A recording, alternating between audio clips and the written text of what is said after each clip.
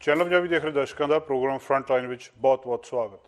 ਦੋਸਤੋ ਹਾਜ਼ਰ ਹਾਂ ਅੱਜ ਦੀਆਂ ਕੁਝ ਖਬਰਾਂ ਤੁਹਾਡੇ ਨਾਲ ਸਾਂਝੀਆਂ ਕਰਨ ਦੇ ਲਈ। ਅੱਜ ਦੇ ਉਹ ਮੁੱਦੇ ਜਿਹਦੇ ਬਾਰੇ ਕੈਨੇਡਾ ਦੇ ਵਿੱਚ ਚਰਚਾ ਹੁੰਦੀ ਰਹੀ ਹੈ, ਜਿਨ੍ਹਾਂ ਨੇ ਸਾਨੂੰ ਪ੍ਰਭਾਵਿਤ ਕੀਤਾ, ਤੁਹਾਡੇ ਨਾਲ ਸਾਂਝੇ ਕਰਨ ਲਈ। ਅੱਜ ਕੈਨੇਡਾ ਦੇ ਵਿੱਚ ਇੱਕ ਟਰੱਕ ਰੈਲੀ ਹੋ ਰਹੀ ਆ। ਉਹ ਟਰੱਕ ਰੈਲੀ ਕਾਫੀ ਚਰਚਾ ਦੇ ਵਿੱਚ ਰਹੀ ਹੈ। ਕੈਨੇਡਾ ਦੇ ਵੱਖ-ਵੱਖ ਹਿੱਸਿਆਂ ਤੋਂ ਇਹ ਟਰੱਕਰਸ ਆਟਵਾ ਜਾ ਰਹੇ ਆ ਤੇ ਸ਼ਨੀਵਾਰ ਨੂੰ ਉਹਨਾਂ ਨੇ ਆਟਵਾ ਦੇ ਵਿੱਚ ਜਾ ਕੇ ਇੱਕ ਰੈਲੀ ਕਰਨੀ ਆ। ਮੰਗ ਕੀ ਆ? ਮੰਗ ਇਹਨਾਂ ਦੀ ਵੈਕਸੀਨ ਦੇ ਮਾਮਲੇ ਦੇ ਵਿੱਚ ਨਵੇਂ ਕਾਨੂੰਨ ਨੂੰ ਲੈ ਕੇ ਆ। ਜਿਹੜਾ ਕਾਨੂੰਨ ਹੁਣ ਲਾਗੂ ਹੋਇਆ ਉਹਦੇ ਅਨੁਸਾਰ ਜਿਹੜੇ ਲੋਕ ਕੈਨੇਡਾ ਤੋਂ ਅਮਰੀਕਾ ਜਾ ਰਹੇ, ਚਾਹੇ ਉਹ ਟਰੱਕ ਡਰਾਈਵਰ ਨੇ ਤੇ ਜਾਂ ਉਹ ਅਮਰੀਕਾ ਤੋਂ ਕੈਨੇਡਾ ਆ ਰਹੇ ਆ, ਉਹਨਾਂ ਨੂੰ ਫੁੱਲੀ ਵੈਕਸੀਨੇਟ ਹੋਣਾ ਬਹੁਤ ਜ਼ਰੂਰੀ ਆ। ਜੇਕਰ ਉਹਨਾਂ ਦੇ ਦੋਵੇਂ ਵੈਕਸੀਨ ਦੀਆਂ ਡੋਜ਼ਸ ਲੱਗੀਆਂ ਆ ਤਾਂ ਹੀ ਉਹ ਆ ਸਕਦੇ ਆ, ਨਹੀਂ ਤਾਂ ਉਹਨਾਂ ਨੂੰ 14 ਦਿਨ ਦਾ ਕੁਆਰੰਟੀਨ ਕਰਨਾ ਪਊਗਾ। ਇਹਦੇ ਵਿਰੋਧ ਦੇ ਵਿੱਚ ਇਹ ਟਰੱਕ ਡਰਾਈਵਰ ਪ੍ਰਦਰਸ਼ਨ ਕਰ ਰਹੇ ਆ। ਮੰਗ ਉਹਨਾਂ ਦੀ ਇਹ ਆ ਕਿ ਪਹਿਲਾਂ ਵੀ ਇਹ ਸ਼ਰਤ ਬਾਕੀ ਬਹੁਤ ਸਾਰੇ ਮਹਿਕਮਿਆਂ ਦੇ ਵਿੱਚ ਲਾਗੂ ਸੀ, ਪਰ ਸਾਨੂੰ ਛੋਟ ਦਿੱਤੀ ਗਈ ਸੀ। ਕਿਉਂਕਿ ਉਹ ਕਹਿੰਦੇ ਅਸੀਂ ਬਹੁਤ ਔਖਾ ਕੰਮ ਕੀਤਾ, ਇਸ ਕਰਕੇ ਸਾਨੂੰ ਹੁਣ ਵੀ ਛੋਟ ਦਿੱਤੀ ਜਾਵੇ। ਜਿਹਨੇ ਵੈਕਸੀਨ ਲਵਾਉਣੀ ਆ ਲਵਾ ਲਵੇ, ਪਰ ਇਹਨੂੰ ਨਿਯਮ ਨਾ ਬਣਾਇਆ ਜਾਵੇ ਕਿ ਵੈਕਸੀਨ ਲਵਾਉਣੀ ਮੈਂਡੇਟਰੀ ਆ ਜਾਂ ਜ਼ਰੂਰੀ ਆ। ਇਸ ਮਾਮਲੇ 'ਚ ਇੱਕ ਨੈਸ਼ਨਲ ਲੈਵਲ ਦੇ ਉੱਤੇ, ਫੈਡਰਲ ਲੈਵਲ ਦੇ ਉੱਤੇ ਜਿਹੜਾ ਟਰੱਕਾਂ ਦਾ ਕਾਫਲਾ ਇਸ ਵੇਲੇ ਜਾ ਰਿਹਾ ਆ, ਅੱਜ ਉਹ ਅਲਬਰਟਾ ਨੂੰ ਕ੍ਰੋਸ ਕਰਕੇ ਸਸਕਾਚਵਨ ਦੇ ਵਿੱਚ ਚਲੇ ਗਿਆ। BC ਤੋਂ ਚੱਲਿਆ ਸੀ ਤੇ ਇਹਨਾਂ ਨੇ ਕੱਲ੍ਹ ਐਤਵਾਰ ਨੂੰ ਇੱਥੋਂ ਬ੍ਰਿਟਿਸ਼ ਕੋਲੰਬੀਆ ਤੋਂ ਚੱਲਿਆ। ਬਾਕੀ ਲੋਕ ਵੀ ਇਹਦੇ ਵਿੱਚ ਸ਼ਾਮਲ ਹੋ ਰਹੇ ਆ। ਵੈਕਸੀਨ ਹਮੇਸ਼ਾ ਹੀ ਇੱਕ ਇਹਦੇ ਉੱਤੇ ਵਿਵਾਦ ਰਿਹਾ। ਕੁਛ ਲੋਕ ਜਿਨ੍ਹਾਂ ਨੂੰ ਐਂਟੀ ਵੈਕਸਰ ਕਹਿੰਦੇ ਆ, ਉਹ ਇਹਦੇ ਵਿਰੋਧ ਦੇ ਵਿੱਚ ਚੱਲਦੇ ਆ ਕਿ ਵੈਕਸੀਨ ਜਿਹੜੀ ਆ ਨਹੀਂ ਹੋਣੀ ਚਾਹੀਦੀ। ਬੰਦੇ ਦੇ ਸਰੀਰ ਦਾ ਇਮਿਊਨ ਸਿਸਟਮ ਇੱਦਾਂ ਹੋਣਾ ਚਾਹੀਦਾ ਕਿ ਆਪਣੇ ਆਪ ਹੀ ਉਹ ਬਿਮਾਰੀ ਤੋਂ ਬਚਾਅ ਕਰੇ। ਇਹ ਲੋਕ ਭਾਵੇਂ ਕਿ ਐਂਟੀ ਵੈਕਸਰ ਨਹੀਂ ਆ, ਪਰ ਵੈਕਸੀਨ ਦੇ ਨੂੰ ਇੱਕ ਜ਼ਰੂਰੀ ਸ਼ਰਤ ਬਣਾਉਣ ਦੇ ਹੱਕ ਵਿੱਚ ਨਹੀਂ ਆ। ਇਹਨਾਂ ਦੇ ਕਹਿਣ ਅਨੁਸਾਰ ਕਿ ਸਾਡੇ ਆਪਣੇ ਕੁਛ ਜਿਹੜੇ ਰਾਈਟਸ ਆ, ਸਾਡੇ ਹੱਕ ਆ, ਉਹਦੇ ਅਨੁਸਾਰ ਸਾਡੇ ਉੱਤੇ ਇਹ ਚੀਜ਼ ਥੋਪੀ ਨਹੀਂ ਜਾਣੀ ਚਾਹੀਦੀ।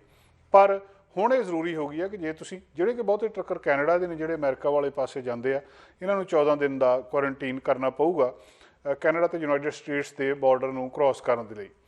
ਇਹ ਜਿਹੜੇ ਟਰੱਕਰਸ ਨੇ, ਇਹ ਟਰਾਂਸਪੋਰਟ ਟਰੱਕਸ ਤੇ ਬਹੁਤ ਸਾਰੇ ਹੋਰ, ਜਦੋਂ ਅੱਜ ਉੱਥੋਂ ਲੰਘਿਆ, ਬਹੁਤ ਸਾਰੇ ਲੋਕ ਇਹਨਾਂ ਦੀ ਸਪੋਰਟ ਦੇ ਵਿੱਚ ਇਹਨਾਂ ਦੇ ਨਾਲ ਨੇ। ਜਿੱਥੇ ਲੰਘ ਰਹੇ ਨੇ ਉੱਥੇ ਹੌਰਨ ਵਜਾ ਰਹੇ ਨੇ, ਇਹਨਾਂ ਦੀ ਸਪੋਰਟ ਕਰ ਰਹੇ ਨੇ। ਤੇ ਅੱਜ ਇਹ ਇਸ ਗੱਲ ਨੂੰ ਲੈ ਕੇ ਕਿ ਇਸ ਸ਼ਰਤ ਨੂੰ ਵਾਪਸ ਲਿਆ ਜਾਵੇ, ਵੈਕਸੀਨ ਜ਼ਰੂਰੀ ਨਹੀਂ ਕਰਨੀ ਚਾਹੀਦੀ। ਬਹੁਤ ਸਾਰੇ ਲੋਕ 90% ਦੇ ਕਰੀਬ ਕਹਿੰਦੇ ਜਿਹੜੇ ਟਰੱਕਰਸ ਆ ਉਹਨਾਂ ਨੇ ਵੈਕਸੀਨ ਦੀਆਂ ਦੋਵੇਂ ਡੋਜ਼ਸ ਲਵਾ ਲਈਆਂ। 10% ਜਿਹੜੇ ਉਹ ਰਹਿੰਦੇ ਆ। ਪਰ ਕਿਉਂਕਿ ਇਸ ਵੇਲੇ ਬਹੁਤ ਸ਼ਾਰਟੇਜ ਆ ਟਰੱਕ ਡਰਾਈਵਰ ਦੀ, ਸਪਲਾਈ ਚੇਨ ਦੇ ਵਿੱਚ ਬਹੁਤ ਵੱਡੀ ਸਮੱਸਿਆ ਆ, ਤੇ ਜੇ ਉਹ 10% ਨੂੰ ਬਾਰਡਰ ਕ੍ਰੋਸ ਨਹੀਂ ਕਰਨ ਦਿੱਤਾ ਜਾਂਦਾ, ਉਹ 10% ਰਹਿ ਜਾਂਦੇ ਆ, ਤਾਂ ਇਹ ਸਪਲਾਈ ਚੇਨ ਦੇ ਉੱਤੇ ਬਹੁਤ ਵੱਡਾ ਅਸਰ ਪਊਗਾ। ਤੇ ਜੇ ਇਹ ਪਹਿਲਾਂ ਹੀ, ਕਿਉਂਕਿ ਬਹੁਤ ਵੱਡਾ ਅਸਰ ਪੈ ਚੁੱਕਿਆ, ਸਟੋਰਾਂ ਦੀਆਂ ਜਿਹੜੀਆਂ ਗਰੋਸਰੀ ਸਟੋਰਾਂ ਦੀਆਂ ਸ਼ੈਲਫਸ ਨੇ ਉਹ ਖਾਲੀ ਨੇ, ਸਮਾਨ ਆ ਜਾ ਨਹੀਂ ਰਿਹਾ। ਜਿਹੜਾ ਆਹ ਪ੍ਰੈਸ਼ਰ ਪਿਆ ਸੀ ਹੜ੍ਹਾਂ ਦਾ, ਇਹ ਇੱਕ ਵੱਖਰਾ ਸੀਗਾ ਇਸ ਟਰੱਕਿੰਗ ਇੰਡਸਟਰੀ ਦੇ ਉੱਤੇ। ਹੁਣ ਇਸ ਨਵੀਂ ਸ਼ਰਤ ਦੇ ਨਾਲ ਜਿਹੜੇ ਲੋਕ ਵੈਕਸੀਨ ਕਰਕੇ ਬਾਰਡਰ ਨਹੀਂ ਕ੍ਰੋਸ ਕਰ ਸਕਦੇ, ਉਹਨਾਂ ਦੇ ਨਾਲ ਇੱਕ ਵੱਡੀ ਸਮੱਸਿਆ ਆ ਸਕਦੀ ਹੈ। ਜਨਵਰੀ 15 ਤੋਂ ਅਨਵੈਕਸੀਨੇਟਡ ਜਾਂ ਜਿਹੜੇ ਪਾਰਸ਼ਲੀ ਵੈਕਸੀਨੇਟਡ ਕੈਨੇਡੀਅਨ ਟਰੱਕ ਡਰਾਈਵਰ ਨੇ, ਦੂਜੇ ਪਾਸੇ ਜਾਂਦੇ ਆ, ਉਹਨਾਂ ਨੂੰ PCR ਟੈਸਟ ਕਰਾਉਣਾ ਪਊਗਾ 72 ਘੰਟੇ ਦੇ ਵਿੱਚ। ਜਦੋਂ ਉਹਨਾਂ ਦੀ ਐਂਟਰੀ ਇੱਥੇ ਹੈਗੀ ਆ, ਤੇ ਆਉਣ ਤੋਂ ਬਾਅਦ ਜਿਹੜਾ ਉਹਨਾਂ ਨੂੰ 8ਵੇਂ ਦਿਨ ਫਿਰ ਟੈਸਟ ਕਰਾਉਣਾ ਪਊਗਾ, 14 ਦਿਨ ਦਾ ਜਿਹੜਾ ਕੁਆਰੰਟੀਨ ਕਰਨਾ ਪਊਗਾ। ਇਹ ਸਾਰੇ ਜਿਹੜੇ ਨਿਯਮ ਨੇ ਉਹਨਾਂ ਦੇ ਉੱਤੇ ਲਾਗੂ ਕੀਤੇ ਜਾਣੇ ਨੇ। ਹੁਣ ਉਹ ਆਟਵਾ ਦੇ ਵੱਲੋਂ ਜਾ ਰਹੇ ਨੇ। ਕੀ ਸਰਕਾਰ ਇਸ ਗੱਲ ਨੂੰ ਮੰਨ ਲੈਂਦੀ ਆ? ਕਿਉਂਕਿ ਬਹੁਤ ਵੱਡੀ ਸ਼ਰਤ ਆ ਇਹ। ਜੇ ਸਰਕਾਰ ਇਸ ਗੱਲ ਨੂੰ ਮੰਨ ਲੈਂਦੀ ਆ ਕਿ ਤੁਹਾਨੂੰ ਵੈਕਸੀਨ ਤੋਂ ਛੋਟ ਦੇ ਦਿੰਦੇ ਆ, ਤਾਂ ਨਰਸਿੰਗ ਸਟਾਫ ਨੂੰ, ਦੂਜੇ ਬਹੁਤ ਸਾਰੇ ਟਰਾਂਸਪੋਰਟੇਸ਼ਨ ਦੇ ਵਿੱਚ ਦੂਜੇ ਸਟਾਫ ਨੂੰ ਛੋਟ ਨਹੀਂ ਦਿੱਤੀ ਗਈ, ਤੇ ਸੰਭਾਵਨਾ ਇਸ ਗੱਲ ਦੀ ਆ ਕਿ ਇਹਨਾਂ ਨੂੰ ਵੀ ਛੋਟ ਨਹੀਂ ਦਿੱਤੀ ਜਾਣੀ। ਸੋ 29 ਜਨਵਰੀ ਨੂੰ ਇਹਨਾਂ ਨੇ ਰਾਜਧਾਨੀ ਦੇ ਵਿੱਚ ਪਹੁੰਚ ਜਾਣਾ ਆ। ਇੱਥੇ ਵੀ ਗੱਲ ਵਰਣਨਯੋਗ ਆ ਕਿ ਸਾਰੇ ਟਰੱਕਰਸ ਇਹਨਾਂ ਦੇ ਨਾਲ ਨਹੀਂ ਆ। ਸਿਰਫ 10% ਟਰੱਕਰਸ ਨੇ ਜਿਹੜੇ ਉੱਥੇ ਜਾ ਰਹੇ ਆ। ਜਿਹੜੇ ਕੈਨੇਡੀਅਨ ਟਰੱਕਿੰਗ ਅਲਾਇੰਸ ਆ, CTA, ਜਿਹੜੀ national federation of ਪ੍ਰੋਵਿੰਸ਼ਨਲ trucking association ਆ, ਉਹਨਾਂ ਨੇ ਇੱਕ ਸਟੇਟਮੈਂਟ ਕੱਲ੍ਹ ਐਤਵਾਰ ਨੂੰ ਜਾਰੀ ਕੀਤੀ ਆ ਤੇ ਇਸ ਪ੍ਰੋਟੈਸਟ ਨੂੰ ਡਿਨਾਊਂਸ ਕੀਤਾ ਕਿ ਤੁਸੀਂ ਇਸ ਤਰੀਕੇ ਦੇ ਨਾਲ ਹਾਈਵੇਜ਼ ਦੇ ਉੱਤੇ ਜਾ ਕੇ ਇਸ ਤਰ੍ਹਾਂ ਨਹੀਂ ਕਰ ਸਕਦੇ, ਤੇ ਉੱਥੇ ਜਿਹੜਾ ਇਹ ਪ੍ਰਦਰਸ਼ਨ ਇਸ ਤਰੀਕੇ ਨਾਲ ਨਹੀਂ ਕੀਤੇ ਜਾਣੇ ਚਾਹੀਦੇ। ਬਹੁਤ ਸਾਰੇ ਲੋਕ ਇਹਨਾਂ ਦੇ ਉਲਟ ਨੇ ਕਿ ਵੈਕਸੀਨ ਇੱਕੋ ਇੱਕ ਬਚਾਅ ਦਾ ਤਰੀਕਾ ਹੈ ਕੋਵਿਡ-19 ਤੋਂ, ਇਹ ਲਵਾਉਣੀ ਚਾਹੀਦੀ ਆ। ਇਹਦਾ ਵਿਰੋਧ ਨਹੀਂ ਕਰਨਾ ਚਾਹੀਦਾ। ਹੁਣ ਇਹ ਵੀ ਗੱਲਬਾਤ ਚੱਲ ਰਹੀ ਹੈ ਕਿ ਕਿਸੇ ਨਾ ਕਿਸੇ ਤਰ੍ਹਾਂ ਇਹਨੂੰ ਥੋੜ੍ਹਾ ਜਿਹਾ ਪੋਸਟਪੋਨ ਕਰ ਦਿੱਤਾ ਜਾਵੇ, ਕਿ ਜੇਕਰ ਥੋੜ੍ਹੇ ਚਿਰ ਲਈ ਇਹਨੂੰ ਅੱਗੇ ਕਰ ਦਿੱਤਾ ਜਾਵੇ ਤਾਂ ਇਹਦੇ ਨਾਲ ਵੀ ਬਹੁਤ ਵੱਡੀ ਮਦਦ ਇਹਨਾਂ ਦੀ ਹੋ ਜਾਊਗੀ। ਬਹੁਤ ਸਾਰੇ ਲੋਕਾਂ ਦੇ ਕਈ ਰੀਜ਼ਨਸ ਨੇ ਇਹਦੇ ਵਿੱਚ ਵੈਕਸੀਨ ਨਾ ਲਵਾਉਣ ਦੇ ਕਰਕੇ। ਕੁਛ ਉਹਨਾਂ ਦੇ ਪਰਸਨਲ ਰੀਜ਼ਨ ਨੇ, ਕੁਛ ਰਿਲੀਜੀਅਸ ਕਾਰਨ ਨੇ, ਕਈ ਕਾਰਨਾਂ ਕਰਕੇ ਵੈਕਸੀਨ ਨਹੀਂ ਲਵਾਉਣਾ ਚਾਹੁੰਦੇ। ਇਹ ਇੱਕ ਵੱਡੀ ਸਮੱਸਿਆ ਬਣ ਰਹੀ ਆ। ਹੌਲੀ ਹੌਲੀ ਗੱਲ ਚੱਲ ਰਹੀ ਸੀ ਕਿ ਇਹਦੇ ਵਿਰੋਧ ਦੇ ਵਿੱਚ ਕੁਛ ਨਾ ਕੁਛ ਟਰੱਕਰਸ ਕਰਨਗੇ, ਪਰ ਏਡੀ ਵੱਡੀ ਰੈਲੀ, ਇੱਕ ਪੂਰੇ ਦਾ ਪੂਰਾ ਕਾਫਲਾ ਪੂਰੇ ਕੈਨੇਡਾ ਦੇ ਵਿੱਚ ਤੁਰ ਕੇ ਜਿਹੜਾ ਪਾਰਲੀਮੈਂਟ ਹਿੱਲ ਵੱਲ ਨੂੰ ਜਾ ਰਿਹਾ ਆ ਤੇ ਉੱਥੇ ਜਾ ਕੇ ਇਹਨਾਂ ਨੇ ਆਪਣਾ ਪ੍ਰਦਰਸ਼ਨ ਕਰਨਾ ਹੈ, ਆਪਣੇ ਆਪ ਦੇ ਵਿੱਚ ਬਹੁਤ ਵੱਡੀ ਇੱਕ ਸਮੱਸਿਆ ਆ। ਉੱਥੇ ਜਾ ਕੇ ਅਧਿਕਾਰੀਆਂ ਨਾਲ ਕੀ ਗੱਲਬਾਤ ਹੁੰਦੀ ਆ, ਕੀ ਉਹ ਸਹਿਮਤ ਹੁੰਦੇ ਆ ਜਾਂ ਅਸਹਿਮਤ ਹੁੰਦੇ ਆ, ਇਹ ਵੀ ਦੇਖਣ ਵਾਲੀ ਗੱਲ ਹੋਊਗੀ। ਯੂਨਾਈਟਿਡ ਟਰੱਕਰਸ ਐਸੋਸੀਏਸ਼ਨ ਤੋਂ ਗਗਨ ਸਿੰਘ ਉਹਨਾਂ ਦੇ ਨਾਲ ਅਸੀਂ ਇਸ ਮਸਲੇ ਦੇ ਉੱਤੇ ਗੱਲਬਾਤ ਕੀਤੀ ਕਿ ਮਸਲਾ ਹੈ ਕੀ। ਆਓ ਤੁਹਾਨੂੰ ਉਹਨਾਂ ਨਾਲ ਕੀਤੀ ਗੱਲਬਾਤ ਦਿਖਾਉਂਦੇ ਹਾਂ। ਪਿਛਲੇ ਦਿਨਾਂ ਤੋਂ ਟਰੱਕਰਸ ਦਾ ਇੱਕ ਮਾਮਲਾ ਬਹੁਤ ਚਰਚਾ ਦੇ ਵਿੱਚ ਆ। ਮਾਮਲਾ ਇਹ ਆ ਕਿ ਕੈਨੇਡਾ ਤੇ ਅਮਰੀਕਾ ਦੀ ਸਰਕਾਰ ਨੇ ਵੈਕਸੀਨ ਮੈਂਡੇਟਰੀ ਕਰਤੀ ਆ ਕਿ ਜਿਹੜਾ ਵੀ ਟਰੱਕਰ ਇੱਧਰੋਂ ਉੱਧਰ ਜਾਂ ਉੱਧਰੋਂ ਆ ਰਿਹਾ ਉਹਦੇ ਵੈਕਸੀਨ ਲੱਗੀ ਜ਼ਰੂਰੀ ਚਾਹੀਦੀ ਹੈ। ਜੇ ਵੈਕਸੀਨ ਨਹੀਂ ਲੱਗੀ ਤਾਂ ਤੁਹਾਨੂੰ ਕੁਆਰੰਟਾਈਨ ਕਰਨਾ ਪਊਗਾ, ਜਿਹੜਾ ਕਿ ਸੰਭਵ ਨਹੀਂ ਹੈ। ਇਸ ਮਾਮਲੇ ਦੇ ਵਿੱਚ ਬਹੁਤੇ ਟਰੱਕਰਸ ਨੇ ਵੈਕਸੀਨ ਲਵਾ ਲਈ ਆ, ਪਰ ਦੱਸਦੇ ਆ ਕਿ 10% ਜਿਹੜੇ ਇਹ ਵੈਕਸੀਨ ਨਹੀਂ ਲਵਾਈ ਤੇ ਉਹ ਨਾ ਲਵਾਉਣਾ ਚਾਹੁੰਦੇ ਆ। ਮਾਮਲਾ ਇੱਥੋਂ ਤੱਕ ਪਹੁੰਚ ਗਿਆ ਕਿ ਕੱਲ ਇਹ ਟਰੱਕਰਸ ਇਕੱਠੇ ਹੋ ਕੇ ਬ੍ਰਿਟਿਸ਼ ਕੋਲੰਬੀਆ ਦੇ ਵਿੱਚੋਂ ਵੀ ਓਟਵਾ ਦੇ ਲਈ ਗਏ ਆ। ਟਰੱਕ ਜਾ ਰਹੇ ਆ ਔਰ ਇਹ ਸ਼ਨੀਵਾਰ ਤੱਕ ਉੱਥੇ ਪਹੁੰਚ ਜਾਣਗੇ। ਉੱਥੇ ਜਾ ਕੇ ਫਿਰ ਰੈਲੀ ਕੀਤੀ ਜਾਊਗੀ। ਮਾਮਲਾ ਇਹ ਆ ਕਿ ਵੈਕਸੀਨ ਨਹੀਂ ਲਵਾਉਣੀ। ਵੈਕਸੀਨ ਜਿਹੜੀ ਕਿ ਇੱਕੋ ਇੱਕ ਇਲਾਜ ਅਜੇ ਤੱਕ ਕੋਵਿਡ-19 ਦਾ, ਇਹ ਵੈਕਸੀਨ ਕਿਉਂ ਨਹੀਂ ਲਵਾਉਣਾ ਚਾਹੁੰਦੇ, ਲਵਾਉਣੀ ਚਾਹੀਦੀ ਹੈ ਜਾਂ ਨਹੀਂ ਲਵਾਉਣਾ ਚਾਹੀਦੀ, ਇਹਦੇ ਨਾਲ ਇਹਨਾਂ ਦੇ ਉੱਤੇ ਕੀ ਅਸਰ ਪਊਗਾ ਤੇ ਸਾਡੇ ਸਾਰੇ ਜਿਹੜਾ ਇਹ ਸਪਲਾਈ ਚੇਨ ਆ ਇਹਦੇ ਉੱਤੇ ਕੀ ਅਸਰ ਪਊਗਾ। ਹਰ ਇੱਕ ਡਿਪਾਰਟਮੈਂਟ ਦੇ ਵਿੱਚ ਥੋੜ੍ਹੇ ਜਿਹੇ ਲੋਕ ਹੈਗੇ ਆ ਜਿਹੜੇ ਵੈਕਸੀਨ ਨਹੀਂ ਲਵਾ ਰਹੇ, ਪਰ ਕਿਉਂਕਿ ਇਹ ਇੰਡਸਟਰੀ ਇੱਕ ਬਹੁਤ ਹੀ ਮਹੱਤਵਪੂਰਨ ਇੰਡਸਟਰੀ ਆ ਤੇ ਇਹਦੇ ਵਿੱਚੋਂ ਕਿਹਾ ਜਾ ਰਿਹਾ ਕਿ ਜੇਕਰ ਕੈਨੇਡਾ ਦੇ 1,20,000 ਦੇ ਕਰੀਬ ਟਰੱਕਰਸ ਦੇ ਵਿੱਚੋਂ 10% ਨੂੰ ਤੁਸੀਂ ਬੰਦ ਕਰ ਦਿੱਤਾ ਤਾਂ ਬਹੁਤ ਵੱਡਾ ਅਸਰ ਇਹਦੇ ਉੱਤੇ ਸਪਲਾਈ ਚੇਨ ਦੇ ਉੱਤੇ ਪੈ ਸਕਦਾ। ਯੂਨਾਈਟਿਡ ਟਰੱਕਰਸ ਐਸੋਸੀਏਸ਼ਨ ਤੋਂ ਗਗਨ ਸਿੰਘ ਜੀ ਸਾਡੇ ਨਾਲ ਨੇ, ਉਹਨਾਂ ਕੋਲੋਂ ਆਪਾਂ ਹੋਰ ਜਾਣਕਾਰੀ ਲੈਂਦੇ ਹਾਂ। ਗਗਨ ਸਿੰਘ ਜੀ, ਇਹ ਮਾਮਲਾ ਕੀ ਆ ਔਰ ਲੱਗਦਾ ਵੀ ਇਹ ਠੀਕ ਆ ਗੱਲ ਕਿ ਟਰੱਕਰਸ ਨੂੰ ਇਹ ਕਹਿਣਾ ਚਾਹੀਦਾ ਸੀ ਵੈਕਸੀਨ ਨਹੀਂ ਲਵਾਉਣੀ? ਸਹੀ ਆ, ਪਰ ਜੇ ਮਨੁੱਖੀ ਹੱਕਾਂ ਤੋਂ ਦੇਖੀਏ ਜਾਂ ਜੋ ਟਰੱਕਰਸ ਨੇ ਕੰਮ ਕੀਤਾ ਜਿੱਦਣ ਕੋਵਿਡ ਬਹੁਤ ਮਾੜੇ ਹਾਲਾਤ ਦੇ ਵਿੱਚ ਸੀਗਾ, ਜੇ ਟਰੱਕਰਸ ਨੂੰ ਉਦੋਂ ਐਗਜ਼ੈਂਪਸ਼ਨ ਦਿੱਤੀ ਸੀਗੀ ਕਿਉਂਕਿ ਜਿਹੜੀ ਬਾਕੀ ਸਾਰੀ ਦੁਨੀਆ ਨੂੰ ਐਗਜ਼ੈਂਪਟ ਸੀਗੀ ਨਹੀਂ ਸੀ ਐਗਜ਼ੈਂਪਟ, ਤੇ ਟਰੱਕਰਸ ਨੂੰ ਐਗਜ਼ੈਂਪਟ ਸੀਗੀ। ਪਰ ਕਿਤੇ ਨਾ ਕਿਤੇ ਜੇ ਇਹਨੂੰ ਦੇਖੀਏ ਵੀ ਇਹ ਮਸਲਾ ਬਹਿ ਕੇ ਜੇ ਕਿਤੇ ਗਵਰਨਮੈਂਟ ਪੂਰਾ ਡਾਇਲੋਗ ਕਰਕੇ ਇਹਨੂੰ ਲਾਗੂ ਕਰਦੀ ਤਾਂ ਬੜਾ ਵਧੀਆ ਤਰੀਕਾ ਸੀਗਾ। ਪਰ ਕਿਤੇ ਨਾ ਕਿਤੇ ਲੱਗ ਰਿਹਾ ਵੀ ਜਿਹੜੇ ਟਰੱਕਰਸ ਇਹਦੇ ਖਿਲਾਫ ਆ ਉਹਨਾਂ ਨੂੰ ਲੱਗ ਰਿਹਾ ਵੀ ਸਾਡੇ ਹੱਕਾਂ ਤੇ ਜਿਹੜਾ ਇਹ ਡਾਕਾ ਮਾਰਿਆ ਜਾ ਰਿਹਾ। ਕੁਛ ਜਿਹੜੀਆਂ ਐਸੋਸੀਏਸ਼ਨਸ ਨੇ, ਕੁਛ ਟਰੱਕਰਸ ਨੇ ਉਹ ਇਹਦੇ ਹੱਕ ਵਿੱਚ ਆ, ਬਹੁਤੇ ਹੱਕ ਵਿੱਚ ਨਹੀਂ ਵੀ ਆ। ਕੀ ਇਹਨਾਂ ਟਰੱਕਰਸ ਦੀ ਕੋਈ ਇਸ ਤਰ੍ਹਾਂ ਦੀ ਬੋਡੀ ਹੈਗੀ ਹੈ ਜਿਹੜੀ ਇਹਨਾਂ ਦੇ ਮਸਲੇ ਰਿਪਰੈਜ਼ੈਂਟ ਕਰ ਰਹੀ ਹੈ? ਉਹੀ ਓਟਵਾ ਜਾ ਰਿਹਾ ਤੇ ਕੀ ਇਹ ਮਸਲਾ ਫੈਡਰਲ ਸਰਕਾਰ ਦਾ ਮਸਲਾ? ਬਹੁਤ ਇੱਕ ਛੋਟਾ ਜਿਹਾ ਗਰੁੱਪ ਆ ਜੀ। ਇਹਦੇ ਨਾਲ ਅਸਰ ਕਿੱਡਾ ਕੁ ਪਊਗਾ? ਕਿਉਂਕਿ ਦੱਸ ਰਹੇ ਆ ਇਸ ਵੇਲੇ ਉਹ ਅਲਬਰਟਾ ਦੇ ਵਿੱਚ ਪਹੁੰਚ ਗਏ ਆ ਤੇ ਸਸਕਾਚਵਨ ਵੱਲੋਂ ਜਾ ਰਹੇ ਆ ਟਰੱਕਰਸ ਤੇ ਇਹਨਾਂ ਨੇ ਸ਼ਨੀਵਾਰ ਤੱਕ ਉੱਥੇ ਪਹੁੰਚ ਜਾਣਾ। ਕਿੱਡਾ ਕੁ ਵੱਡਾ ਅਸਰ ਪਾਉਣਗੇ ਸਾਰੀ ਇੰਡਸਟਰੀ ਤੇ? ਦੇਖੋ, ਇੱਕ ਬਹੁਤ ਵੱਡਾ ਫਰਕ ਪੈਣਾ ਜੇ 10% ਵੀ ਲਾਈਏ, ਕਿਉਂਕਿ ਇੰਡਸਟਰੀ ਦੇ ਵਿੱਚ ਬਹੁਤ ਵੱਡੀ ਸ਼ਾਰਟੇਜ ਆ ਰਹੀ। ਜੇ ਬ੍ਰਿਟਿਸ਼ ਕੋਲੰਬੀਆ ਦੀ ਗੱਲ ਕਰੀਏ ਤੇ ਹੜ੍ਹਾਂ ਵਾਲਾ ਜਿਹੜਾ ਬੈਕਲੌਗ ਸੀ ਉਹ ਹਾਲੇ ਤੱਕ ਪੂਰਾ ਨਹੀਂ ਹੋਇਆ।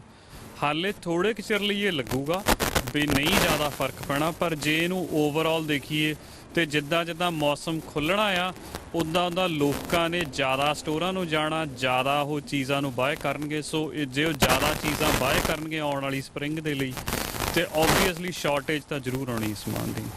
ਬਹੁਤ ਸਾਰੇ ਜਿਹੜੇ ਲੋਕ ਸੀਗੇ ਉਹਨਾਂ ਦੇ ਲਈ ਇਹ ਕੀਤਾ ਗਿਆ ਸੀ ਵੈਕਸੀਨ, ਨਰਸਸ ਦੇ ਲਈ ਵਿਰੋਧ ਹੋਇਆ। ਐਡਾ ਵੱਡਾ ਵਿਰੋਧ ਨਹੀਂ ਹੋਇਆ। ਟਰੱਕਰਸ ਐਡਾ ਵੱਡਾ ਵਿਰੋਧ ਕਿਉਂ ਕਰ ਰਹੇ? ਤੁਹਾਡੀ ਕੀ ਆਬਜ਼ਰਵੇਸ਼ਨ ਆ?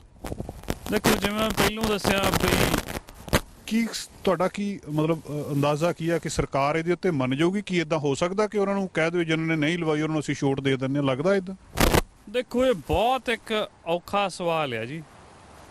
ਜੇ ਇਹਨੂੰ ਕਹੀਏ ਵੀ ਇੱਕ ਸਪੈਸੀਫਿਕ ਇੰਡਸਟਰੀ ਨੂੰ ਛੋਟ ਦੇਣੀ ਇਹ ਨਹੀਂ ਪੋਸੀਬਲ ਹੈਗੀ। ਜੇ RCMP ਦੇ ਵਿੱਚ ਹੌਸਪੀਟਲ ਸਟਾਫ ਦੀ ਜੇ ਗੱਲ ਕਰੀਏ, ਪਰ ਕਿਤੇ ਨਾ ਕਿਤੇ ਕੁਛ ਗਰੁੱਪਸ ਹੈਗੇ ਵੀ। ਜੇ ਆਪਾਂ ਸਰੀ ਸਕੂਲ ਡਿਸਟ੍ਰਿਕਟ ਦੀ ਗੱਲ ਕਰੀਏ ਤੇ ਸਰੀ ਸਕੂਲ ਦੇ ਵਿੱਚ ਮੈਂਡੇਟਰੀ ਨਹੀਂ ਹੈਗਾ ਟੀਚਰਸ ਦੇ ਲਈ ਵੈਕਸੀਨ ਲਵਾਉਣਾ।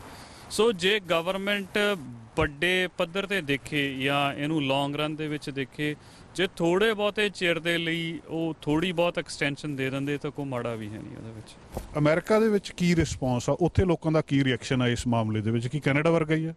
ਦੇਖੋ ਜਿਹੜੇ ਬਹੁਤੇ ਅਮਰੀਕਨਸ ਆ ਉਹਨਾਂ ਨੇ ਇਹ ਚੀਜ਼ ਨੂੰ ਈਵਨ ਜਿੱਦਣ ਕੈਲੀਫੋਰਨੀਆ ਸਟੇਟ ਦੀ ਵੀ ਜੇ ਗੱਲ ਕਰੀਏ ਤਾਂ ਆਪਣੇ ਨਾਲੋਂ ਵੈਕਸੀਨੇਸ਼ਨ ਦਾ ਰੇਟ ਅਮਰੀਕਾ ਦੇ ਨਾਲੋਂ ਘੱਟ ਆ ਬਹੁਤ, ਜਿਹੜਾ ਸਾਡੇ ਜ਼ਿਆਦਾ ਆ। ਜੇ ਮਾਸਕ ਦੀ ਵੀ ਗੱਲ ਕਰੀਏ ਅਮਰੀਕਨਸ ਬਹੁਤਾ ਉਹਨੂੰ ਨਹੀਂ ਫੋਲੋ ਕਰਦੇ। ਜੇ ਬਾਰਡਰ ਕ੍ਰਾਸਿੰਗ ਦੀ ਗੱਲ ਕਰੀਏ ਤੇ ਜ਼ਿਆਦਾ ਕੈਨੇਡੀਅਨ ਟਰੱਕਸ ਜਿਹੜੇ ਆ ਉਹ ਕ੍ਰਾਸ ਕਰਦੇ ਆ ਬਾਰਡਰ ਰਾਦਰ ਦੈਨ ਵੀ ਕਿੰਨੇ ਅਮਰੀਕਨ ਆਉਂਦੇ ਆ।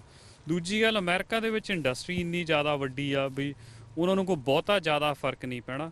ਪਰ ਐਂਡ ਆਫ ਦਾ ਡੇ ਜਿਹੜਾ ਡਰਾਈਵਰਸ ਦੀ ਸ਼ਾਰਟੇਜ ਆ ਉਹਦਾ ਇੱਕ ਜਿਹੜਾ ਇੰਪੈਕਟ ਆ, ਜਿਹੜਾ ਅਸਰ ਹੋਰ ਵੱਧ ਜਾਣਾ ਸਪਲਾਈ ਚੇਨ ਤੇ। ਬਹੁਤ ਬਹੁਤ ਸ਼ੁਕਰੀਆ ਜੀ, ਮਿਹਰਬਾਨੀ। ਦੋਸਤੋ, ਗਗਨ ਸਿੰਘ ਹੁਣਾਂ ਨਾਲ ਅਸੀਂ ਗੱਲਬਾਤ ਕੀਤੀ ਆ। ਮਾਮਲਾ ਥੋੜ੍ਹਾ ਜਿਹਾ ਟੇਢਾ ਹੈ ਔਰ ਗੱਲਬਾਤ ਇਹ ਵੀ ਠੀਕ ਲੱਗਦੀ ਆ ਕਿ ਵੈਕਸੀਨ ਦੇ ਬਹਾਨੇ ਨਾਲ ਜਿਹੜੀਆਂ ਤੰਗੀਆਂ ਤੇ ਦੁਸ਼ਵਾਰੀਆਂ ਟਰੱਕਰਸ ਨੂੰ ਝੱਲਣੀਆਂ ਪੈਂਦੀਆਂ, ਉਹ ਗੁੱਸਾ ਵੀ ਇਹਦੇ ਰਾਹੀਂ ਉਹਨਾਂ ਦਾ ਨਿਕਲ ਰਿਹਾ। ਔਖਾ ਆ ਇਸ ਮੰਗ ਨੂੰ ਸਰਕਾਰ ਦੁਆਰਾ ਮੰਗਣਾ, ਕਿੱਥੇ ਤੱਕ ਪਹੁੰਚਦੇ ਆ, ਕੀ ਉੱਥੇ ਆਟਵਾ ਦੇ ਵਿੱਚ ਉਹ ਪ੍ਰਦਰਸ਼ਨ ਕਰਦੇ ਆ। ਆਉਣ ਵਾਲੇ ਸਮੇਂ ਦੇ ਵਿੱਚ ਸਾਨੂੰ ਇਹ ਗੱਲ ਸਪਸ਼ਟ ਹੋਊਗੀ। ਕੈਮਰਾਮੈਨ ਅਮਿਤ ਪਨੇਸਰ ਨਾਲ ਜਸਕਰਨ, ਚੈਨਲ ਪੰਜਾਬੀ। ਜਿੱਥੇ ਇਹ ਟਰੱਕਰਸ ਵੈਕਸੀਨ ਦਾ ਵਿਰੋਧ ਕਰ ਰਹੇ ਆ, ਇਹ ਅਮਰੀਕਾ ਦੇ ਵਿੱਚ, ਸਾਡੇ ਗੁਆਂਢੀ ਦੇਸ਼ ਅਮਰੀਕਾ ਦੇ ਵਿੱਚ ਮਾਸਕ ਦਾ ਵੀ ਬਹੁਤ ਸਾਰੀਆਂ ਥਾਵਾਂ ਦੇ ਉੱਤੇ ਵਿਰੋਧ ਹੋਇਆ। ਹਾਲਾਂਕਿ ਪੂਰੀਆਂ ਦੋ ਧਿਰਾਂ ਉੱਥੇ ਸੀਗੀਆਂ ਜਿਹੜੀਆਂ ਇਹਨਾਂ ਮੈਂਡੇਟਸ ਦੇ ਬਿਲਕੁਲ ਉਲਟ ਸੀਗੀਆਂ ਕਿ ਇਹ ਸਖਤੀ ਨਹੀਂ ਹੋਣੀ ਚਾਹੀਦੀ, ਇਸ ਤਰੀਕੇ ਦੇ ਨਾਲ ਨਿਯਮ ਨਹੀਂ ਬਣਾਏ ਜਾਣੇ ਚਾਹੀਦੇ ਕਿ ਇਹਨੂੰ ਮਾਸਕ ਪਾਉਣਾ ਜ਼ਰੂਰੀ ਆ ਤੇ ਇਹਨੂੰ ਵੈਕਸੀਨ ਲਵਾਉਣੀ ਜ਼ਰੂਰੀ ਆ। ਵਰਜੀਨੀਆ ਦਾ ਇੱਕ ਮਾਮਲਾ ਸਾਹਮਣੇ ਆਇਆ ਜਿਹਦੇ ਵਿੱਚ ਇੱਕ ਔਰਤ ਨੂੰ ਚਾਰਜ ਕੀਤਾ ਗਿਆ।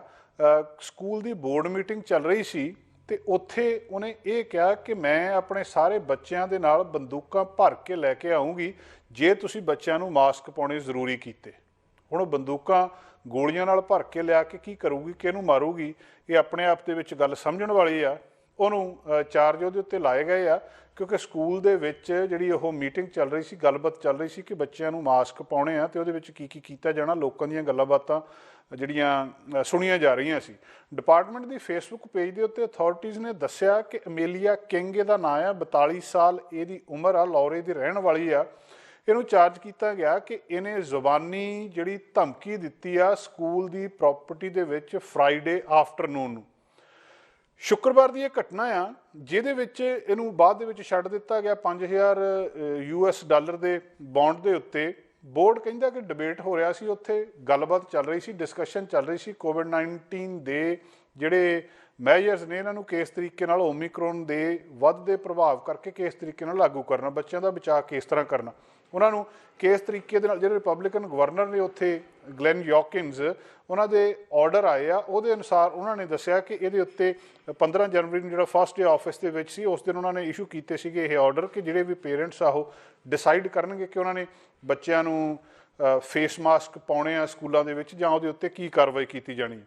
ਇਸ ਪਬਲਿਕ ਕਮੈਂਟ ਸੈਕਸ਼ਨ ਦੇ ਵਿੱਚ ਮੀਟਿੰਗ ਦੇ ਵਿੱਚ ਇਸ ਔਰਤ ਨੇ ਜਿਹੜੀ ਕਿਹਾ ਕਿ ਜੇ ਇਸ ਚੀਜ਼ ਨੂੰ ਜ਼ਰੂਰੀ ਕੀਤਾ ਗਿਆ, ਉਹ ਕਹਿੰਦੇ ਮੇਰੇ ਬੱਚੇ ਨਹੀਂ ਆਉਣਗੇ ਸਕੂਲ ਦੇ ਵਿੱਚ ਸੋਮਵਾਰ ਨੂੰ ਮਾਸਕ ਪਾ ਕੇ, ਤੇ ਜੇ ਉਹ ਕਹਿੰਦੀ ਜੇ ਉਹ ਇਹ ਇੱਦਾਂ ਨਹੀਂ ਹੋਣਾ ਤੇ ਮੈਂ ਉਹਨਾਂ ਸਾਰਿਆਂ ਨੂੰ ਬੰਦੂਕਾਂ ਭਰ ਕੇ ਲੈ ਕੇ ਆਉਂਗੀ। ਤੁਹਾਨੂੰ ਇਹ ਵੀ ਪਤਾ ਇੱਥੇ ਕਿ ਅਮਰੀਕਾ ਦੇ ਵਿੱਚ ਗਨ ਵਾਇਲੈਂਸ ਬਹੁਤ ਜ਼ਿਆਦਾ ਆ। ਅਮਰੀਕਾ ਦੇ ਵਿੱਚ ਜਿੰਨੇ ਲੋਕ ਰਹਿੰਦੇ ਆ ਉਹਨਾਂ ਦੀ ਗਿਣਤੀ ਤੋਂ ਜ਼ਿਆਦਾ ਉੱਥੇ ਗਨਜ਼ ਨੇ ਤੇ ਇਹ ਆਮ ਤੌਰ ਦੇ ਉੱਤੇ ਬਹੁਤ ਜ਼ਿਆਦਾ ਉੱਥੇ ਸ਼ੂਟਿੰਗ ਹੋ ਜਾਂਦੀ ਆ। ਇਸ ਕਰਕੇ ਡਰ ਵੀ ਸੀਗਾ। ਪੁਲਿਸ ਕਹਿ ਰਹੀ ਕਿ ਭਾਵੇਂ ਇਸ ਔਰਤ ਨੇ ਧਮਕੀ ਦਿੱਤੀ ਹੈ, ਬਾਅਦ ਦੇ ਵਿੱਚ ਇਸ ਮਾਮਲੇ ਦੇ ਵਿੱਚ ਉਹਨੇ ਮਾਫੀ ਮੰਗ ਲਈ ਆ, ਪਰ ਉਹ ਕਹਿੰਦੇ ਅਸੀਂ ਇਹਨੂੰ ਬਹੁਤ ਲਾਈਟਲੀ ਨਹੀਂ ਲੈ ਰਹੇ, ਅਸੀਂ ਇਹਨੂੰ ਸੀਰੀਅਸਲੀ ਲੈ ਰਹੇ ਹਾਂ ਕਿ ਇਹ ਧਮਕੀ ਦਿੱਤੀ ਹੈ ਤੇ ਕੀ ਇਹਦੇ ਤੋਂ ਬਾਅਦ ਇਸ ਤਰ੍ਹਾਂ ਦੀ ਕੋਈ ਕਾਰਵਾਈ ਬੰਦੂਕਾਂ ਭਰ ਕੇ ਸਕੂਲ ਦੇ ਵਿੱਚ ਲਿਆਉਣ ਦੀ ਹੋ ਸਕਦੀ ਆ ਜਾਂ ਕਿਸੇ ਦੇ ਉੱਤੇ ਹਮਲਾ ਹੋ ਸਕਦਾ ਆ। ਸੋ ਕਹਿੰਦੇ ਇਹ ਲਗਭਗ ਸਾਰਿਆਂ ਦੇ ਵਿਰੋਧ ਦੇ ਵਿੱਚ ਗੱਲ ਜਾਂਦੀ ਹੈ। ਭਾਵੇਂ ਕਿ ਮਰਜ਼ੀ ਆ ਉੱਥੇ ਤੁਸੀਂ ਮਾਸਕ ਪਾ ਸਕਦੇ ਜਾਂ ਨਹੀਂ ਪਾ ਸਕਦੇ, ਕੁਛ ਥਾਵਾਂ ਦੇ ਉੱਤੇ ਇਹ ਜ਼ਰੂਰੀ ਹੈ, ਕੁਛ ਥਾਵਾਂ ਦੇ ਉੱਤੇ ਇਹ ਜ਼ਰੂਰੀ ਨਹੀਂ ਹੈ। ਪਰ ਉਹ ਕਹਿੰਦੇ ਅਸੀਂ ਇਸ ਚੀਜ਼ ਨੂੰ ਇਸ ਤਰੀਕੇ ਦੇ ਨਾਲ ਟੋਲਰੇਟ ਨਹੀਂ ਕਰ ਸਕਦੇ। ਸਕੂਲ ਬੋਰਡ ਨੇ ਇਹ ਕਿਹਾ ਜਦੋਂ ਉਹਨਾਂ ਨੂੰ ਪਤਾ ਲੱਗਿਆ ਕਿ ਹੁਣ ਅੱਜ, ਹਾਲਾਂਕਿ ਇੱਦਾਂ ਦੀ ਉੱਥੇ ਘਟਨਾ ਕੋਈ ਵਾਪਰੀ ਨਹੀਂ, ਪਰ ਸ਼ੁੱਕਰਵਾਰ ਨੂੰ ਹੀ ਤੇ ਅੱਜ ਸੋਮਵਾਰ ਨੂੰ ਜਦੋਂ ਉਸ ਔਰਤ ਨੇ ਧਮਕੀ ਦਿੱਤੀ ਸੀ ਕਿ ਸੋਮਵਾਰ ਨੂੰ ਮੈਂ ਬੰਦੂਕਾਂ ਭਰ ਕੇ ਇੱਥੇ ਲੈ ਕੇ ਆਊਂਗੀ, ਉਹਨਾਂ ਨੇ ਪੁਲਿਸ ਦੀ ਪ੍ਰੈਜ਼ੈਂਸ ਸਕੂਲ ਦੇ ਆਲੇ ਦੁਆਲੇ ਵਧਾ ਦਿੱਤੀ ਹੈ। ਲਾਹੌਰੀ ਪੁਲਿਸ ਚੀਫ ਨੇ ਉੱਥੇ ਬੋ ਕੁੱਕ ਜਿਹੜੇ ਨੇ ਉਹਨਾਂ ਨੇ ਇਸ ਗੱਲ ਦੀ ਇਨਵੈਸਟੀਗੇਸ਼ਨ ਕੀਤੀ ਹੈ, ਅਤੇ ਆਲੇ ਦੁਆਲੇ ਅੱਜ ਉੱਥੇ ਪੁਲਿਸ ਦੀ ਪ੍ਰੈਜ਼ੈਂਸ ਕਾਫੀ ਜ਼ਿਆਦਾ ਸੀ ਇਸ ਸਕੂਲ ਦੇ ਬਾਹਰ। ਇਸ ਔਰਤ ਨੇ ਇਸ ਗੱਲ ਤੋਂ ਮਾਫੀ ਮੰਗ ਲਈ ਹੈ, ਪਰ ਫਿਰ ਵੀ ਆਪਣੇ ਆਪ ਦੇ ਵਿੱਚ ਇਹ ਇੱਕ ਚਿੰਤਾ ਵਾਲੀ ਗੱਲ ਆ ਕਿ ਜੇ ਕੋਈ ਔਰਤ ਇਹ ਗੱਲ ਕਹਿ ਸਕਦੀ ਹੈ ਕਿ ਮੈਂ ਬੰਦੂਕਾਂ ਲੈ ਕੇ ਇੱਥੇ ਭਰ ਕੇ ਆਊਂਗੀ, ਤੇ ਹੋ ਸਕਦਾ ਆਉਣ ਵਾਲੇ ਸਮੇਂ ਦੇ ਵਿੱਚ ਇਸ ਤਰ੍ਹਾਂ ਦੀ ਕੋਈ ਦੁਰਘਟਨਾ ਵਾਪਰ ਜਾਵੇ, ਕਿਉਂਕਿ ਪਿਛਲੇ ਸਮੇਂ ਦੇ ਵਿੱਚ ਇਸ ਤਰ੍ਹਾਂ ਦੀਆਂ ਬਹੁਤ ਸਾਰੀਆਂ ਦੁਰਘਟਨਾਵਾਂ ਵਾਪਰੀਆਂ ਨੇ। ਅਮਰੀਕਾ ਦੇ ਵਿੱਚ ਜਿੱਥੇ ਵੈਕਸੀਨ ਲਾ ਰਹੇ ਸੀ ਉਹਨਾਂ ਥਾਵਾਂ ਦੇ ਉੱਤੇ ਹਮਲੇ ਵੀ ਹੋਏ ਆ, ਅਤੇ ਸਪਸ਼ਟ ਰੂਪ ਦੇ ਵਿੱਚ ਉੱਥੇ ਬਹੁਤ ਸਾਰੇ ਲੋਕ ਜਿਹੜੇ ਉਹ ਮਾਸਕ ਦਾ ਵਿਰੋਧ ਵੀ ਕਰਦੇ ਆ। ਇਸ ਤਰ੍ਹਾਂ ਦੀਆਂ ਖਬਰਾਂ ਵੀ ਅਮਰੀਕਾ ਦੇ ਵਿੱਚ ਆਈਆਂ ਸੀ ਜਿਹੜੇ ਐਂਟੀ ਵੈਕਸਰ ਜਾਂ ਇਹਨਾਂ ਨਿਯਮਾਂ ਦੇ ਵਿਰੋਧ ਵਿੱਚ ਸੀਗੇ, ਕਿ ਉਹਨਾਂ ਦੇ ਸਕੂਲਾਂ ਦੇ ਵਿੱਚੋਂ ਕੁਛ ਸਕੂਲਾਂ ਦੇ ਵਿੱਚੋਂ ਬੱਚਿਆਂ ਦੇ ਮਾਪਿਆਂ ਨੂੰ ਤੇ ਟੀਚਰਸ ਨੂੰ ਈਮੇਲਸ ਭੇਜੀਆਂ ਗਈਆਂ ਕਿ ਜੇ ਤੁਹਾਡੇ ਵੈਕਸੀਨ ਲੱਗੀ ਆ ਤਾਂ ਤੁਸੀਂ ਸਕੂਲ ਦੇ ਵਿੱਚ ਨਾ ਆਓ, ਕਿਉਂਕਿ ਵੈਕਸੀਨ ਲੱਗਣ ਨਾਲ ਬਿਮਾਰੀ ਫੈਲਦੀ ਆ ਅਤੇ ਇਹ ਬਿਮਾਰੀ ਬਾਕੀ ਬੱਚਿਆਂ ਨੂੰ ਲੱਗ ਸਕਦੀ ਹੈ। ਸਰਕਾਰ ਦੇ ਹੁਕਮਾਂ ਦੇ ਬਿਲਕੁਲ ਉਲਟ ਉੱਥੇ ਲੋਕਾਂ ਨੇ ਬਿਹੇਵ ਕੀਤਾ ਸੀ ਪਿਛਲੇ ਸਮੇਂ ਦੇ ਵਿੱਚ। ਸੋ ਵਰਜੀਨੀਆ ਦੀ ਇਹ ਘਟਨਾ ਜਿਹਦੇ ਵਿੱਚ ਕਿ ਔਰਤ ਸ਼ਰੇਆਮ ਧਮਕੀ ਦੇ ਰਹੀ ਹੈ, ਇਹ ਇੱਕ ਚਿੰਤਾ ਵਾਲੀ ਗੱਲ ਜ਼ਰੂਰ ਆ।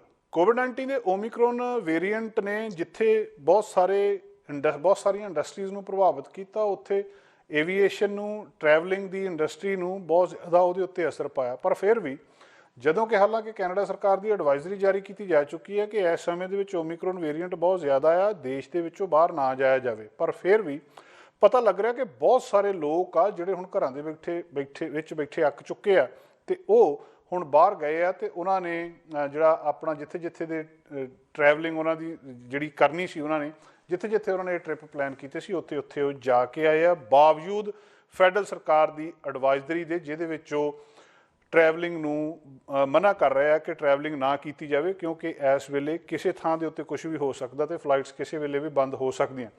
ਪਿਛਲੇ ਮਹੀਨੇ ਯਾਨੀ ਕਿ ਦਸੰਬਰ ਦੇ ਵਿੱਚ ਜਿਹੜੇ ਇੰਟਰਨੈਸ਼ਨਲ ਟਰੈਵਲਰ ਨੇ, ਚਾਹੇ ਉਹ ਕੈਨੇਡਾ ਆਉਣ ਵਾਲੇ ਸੀ ਅਤੇ ਚਾਹੇ ਉਹ ਕੈਨੇਡਾ ਤੋਂ ਜਾਣ ਵਾਲੇ ਸੀ, ਉਹਨਾਂ ਦੀ ਗਿਣਤੀ ਦੇ ਵਿੱਚ ਬਹੁਤ ਵੱਡਾ ਵਾਧਾ ਹੋਇਆ ਦੱਸਿਆ ਜਾ ਰਿਹਾ। ਕੈਨੇਡਾ ਬਾਰਡਰ ਸਰਵਿਸ ਏਜੰਸੀ ਤੇ public health agency of Canada ਨੇ ਦੱਸਿਆ ਕਿ 7,42,400 ਕੈਨੇਡੀਅਨ ਵਾਪਸ ਆਏ ਆ ਕੈਨੇਡਾ ਦੇ ਵਿੱਚ ਕੈਨੇਡੀਅਨ ਏਅਰਪੋਰਟਸ ਦੇ ਉੱਤੇ ਦਸੰਬਰ ਦੇ ਮਹੀਨੇ ਦੇ ਵਿੱਚ। ਸੋ ਇਹ ਦੱਸਦੇ ਆ ਕਿ 8 ਗੁਣਾ ਜ਼ਿਆਦਾ ਲੋਕ ਨੇ ਜਿੰਨੇ ਦਸੰਬਰ 2020 ਦੇ ਵਿੱਚ ਆਏ ਸੀ। ਸੋ ਦਸੰਬਰ 2021 ਦੇ ਵਿੱਚ ਸਿਰਫ ਇੱਕ ਮਹੀਨੇ ਦੇ ਵਿੱਚ 7,42,400 ਕੈਨੇਡੀਅਨ ਵਾਪਸ ਆਉਂਦੇ ਆ, ਜਦੋਂ ਕਿ ਇਹ ਉਹ ਤੋਂ ਪਿਛਲੇ ਸਾਲ ਜਾਣੀ ਕਿ ਦਸੰਬਰ 2020 ਦੇ ਵਿੱਚ ਗਿਣਤੀ 93,800 ਦੱਸੀ ਜਾਂਦੀ ਹੈ।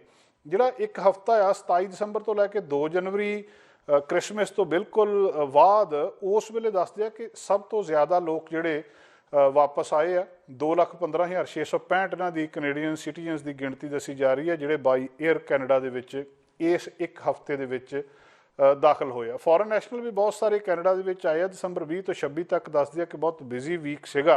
ਇਸ ਸਮੇਂ ਦੇ ਵਿੱਚ ਡਾਟਾ ਦੱਸਦਾ ਕਿ 1,25,526 ਫੋਰਨ ਨੈਸ਼ਨਲ ਜਿਹੜੇ ਆ ਉਹ ਦੇਸ਼ ਦੇ ਵਿੱਚ ਆਏ ਆ। ਸੋ ਇਸ ਵੇਲੇ ਜਦੋਂ ਕਿ ਬਹੁਤੇ ਲੋਕ ਟਰੈਵਲ ਨਹੀਂ ਕਰ ਰਹੇ, ਔਰ ਕਿਹਾ ਜਾ ਰਿਹਾ ਕਿ ਟਰੈਵਲ ਨਹੀਂ ਕਰਨਾ ਚਾਹੀਦਾ ਕਿਉਂਕਿ ਓਮਿਕਰੋਨ ਵੇਰੀਐਂਟ ਆ, ਕਿਤੇ ਵੀ ਕੁਝ ਹੋ ਸਕਦਾ, ਤੁਸੀਂ ਉੱਥੇ ਰੁਕ ਸਕਦੇ ਹੋ, ਟੈਸਟਿੰਗ ਦੀਆਂ ਰਿਕੁਆਇਰਮੈਂਟਸ ਬਹੁਤ ਆ। ਇਹਦੇ ਬਾਵਜੂਦ ਵੀ ਲੋਕ ਹੁਣ ਘਰਾਂ ਦੇ ਵਿੱਚ ਬੈਠੇ ਅੱਕ ਚੁੱਕੇ ਆ ਅਤੇ ਉਹ ਬਾਹਰ ਨਿਕਲ ਰਹੇ ਆ। ਅਤੇ ਜੇ ਇੱਕ ਮਹੀਨੇ ਦੇ ਵਿੱਚ 1,25,526 ਫੋਰਨ ਨੈਸ਼ਨਲ ਦੇਸ਼ ਦੇ ਵਿੱਚ ਵਾਪਸ ਆ ਰਹੇ ਆ, ਅਤੇ ਇਸੇ ਤਰ੍ਹਾਂ ਹੀ ਪੂਰੇ ਮਹੀਨੇ ਦੇ ਵਿੱਚ 3,52,900 ਜਿਹੜੇ ਆ ਉਹ ਦਸੰਬਰ ਮਹੀਨੇ ਦੇ ਵਿੱਚ ਵਾਪਸ ਆਏ ਆ।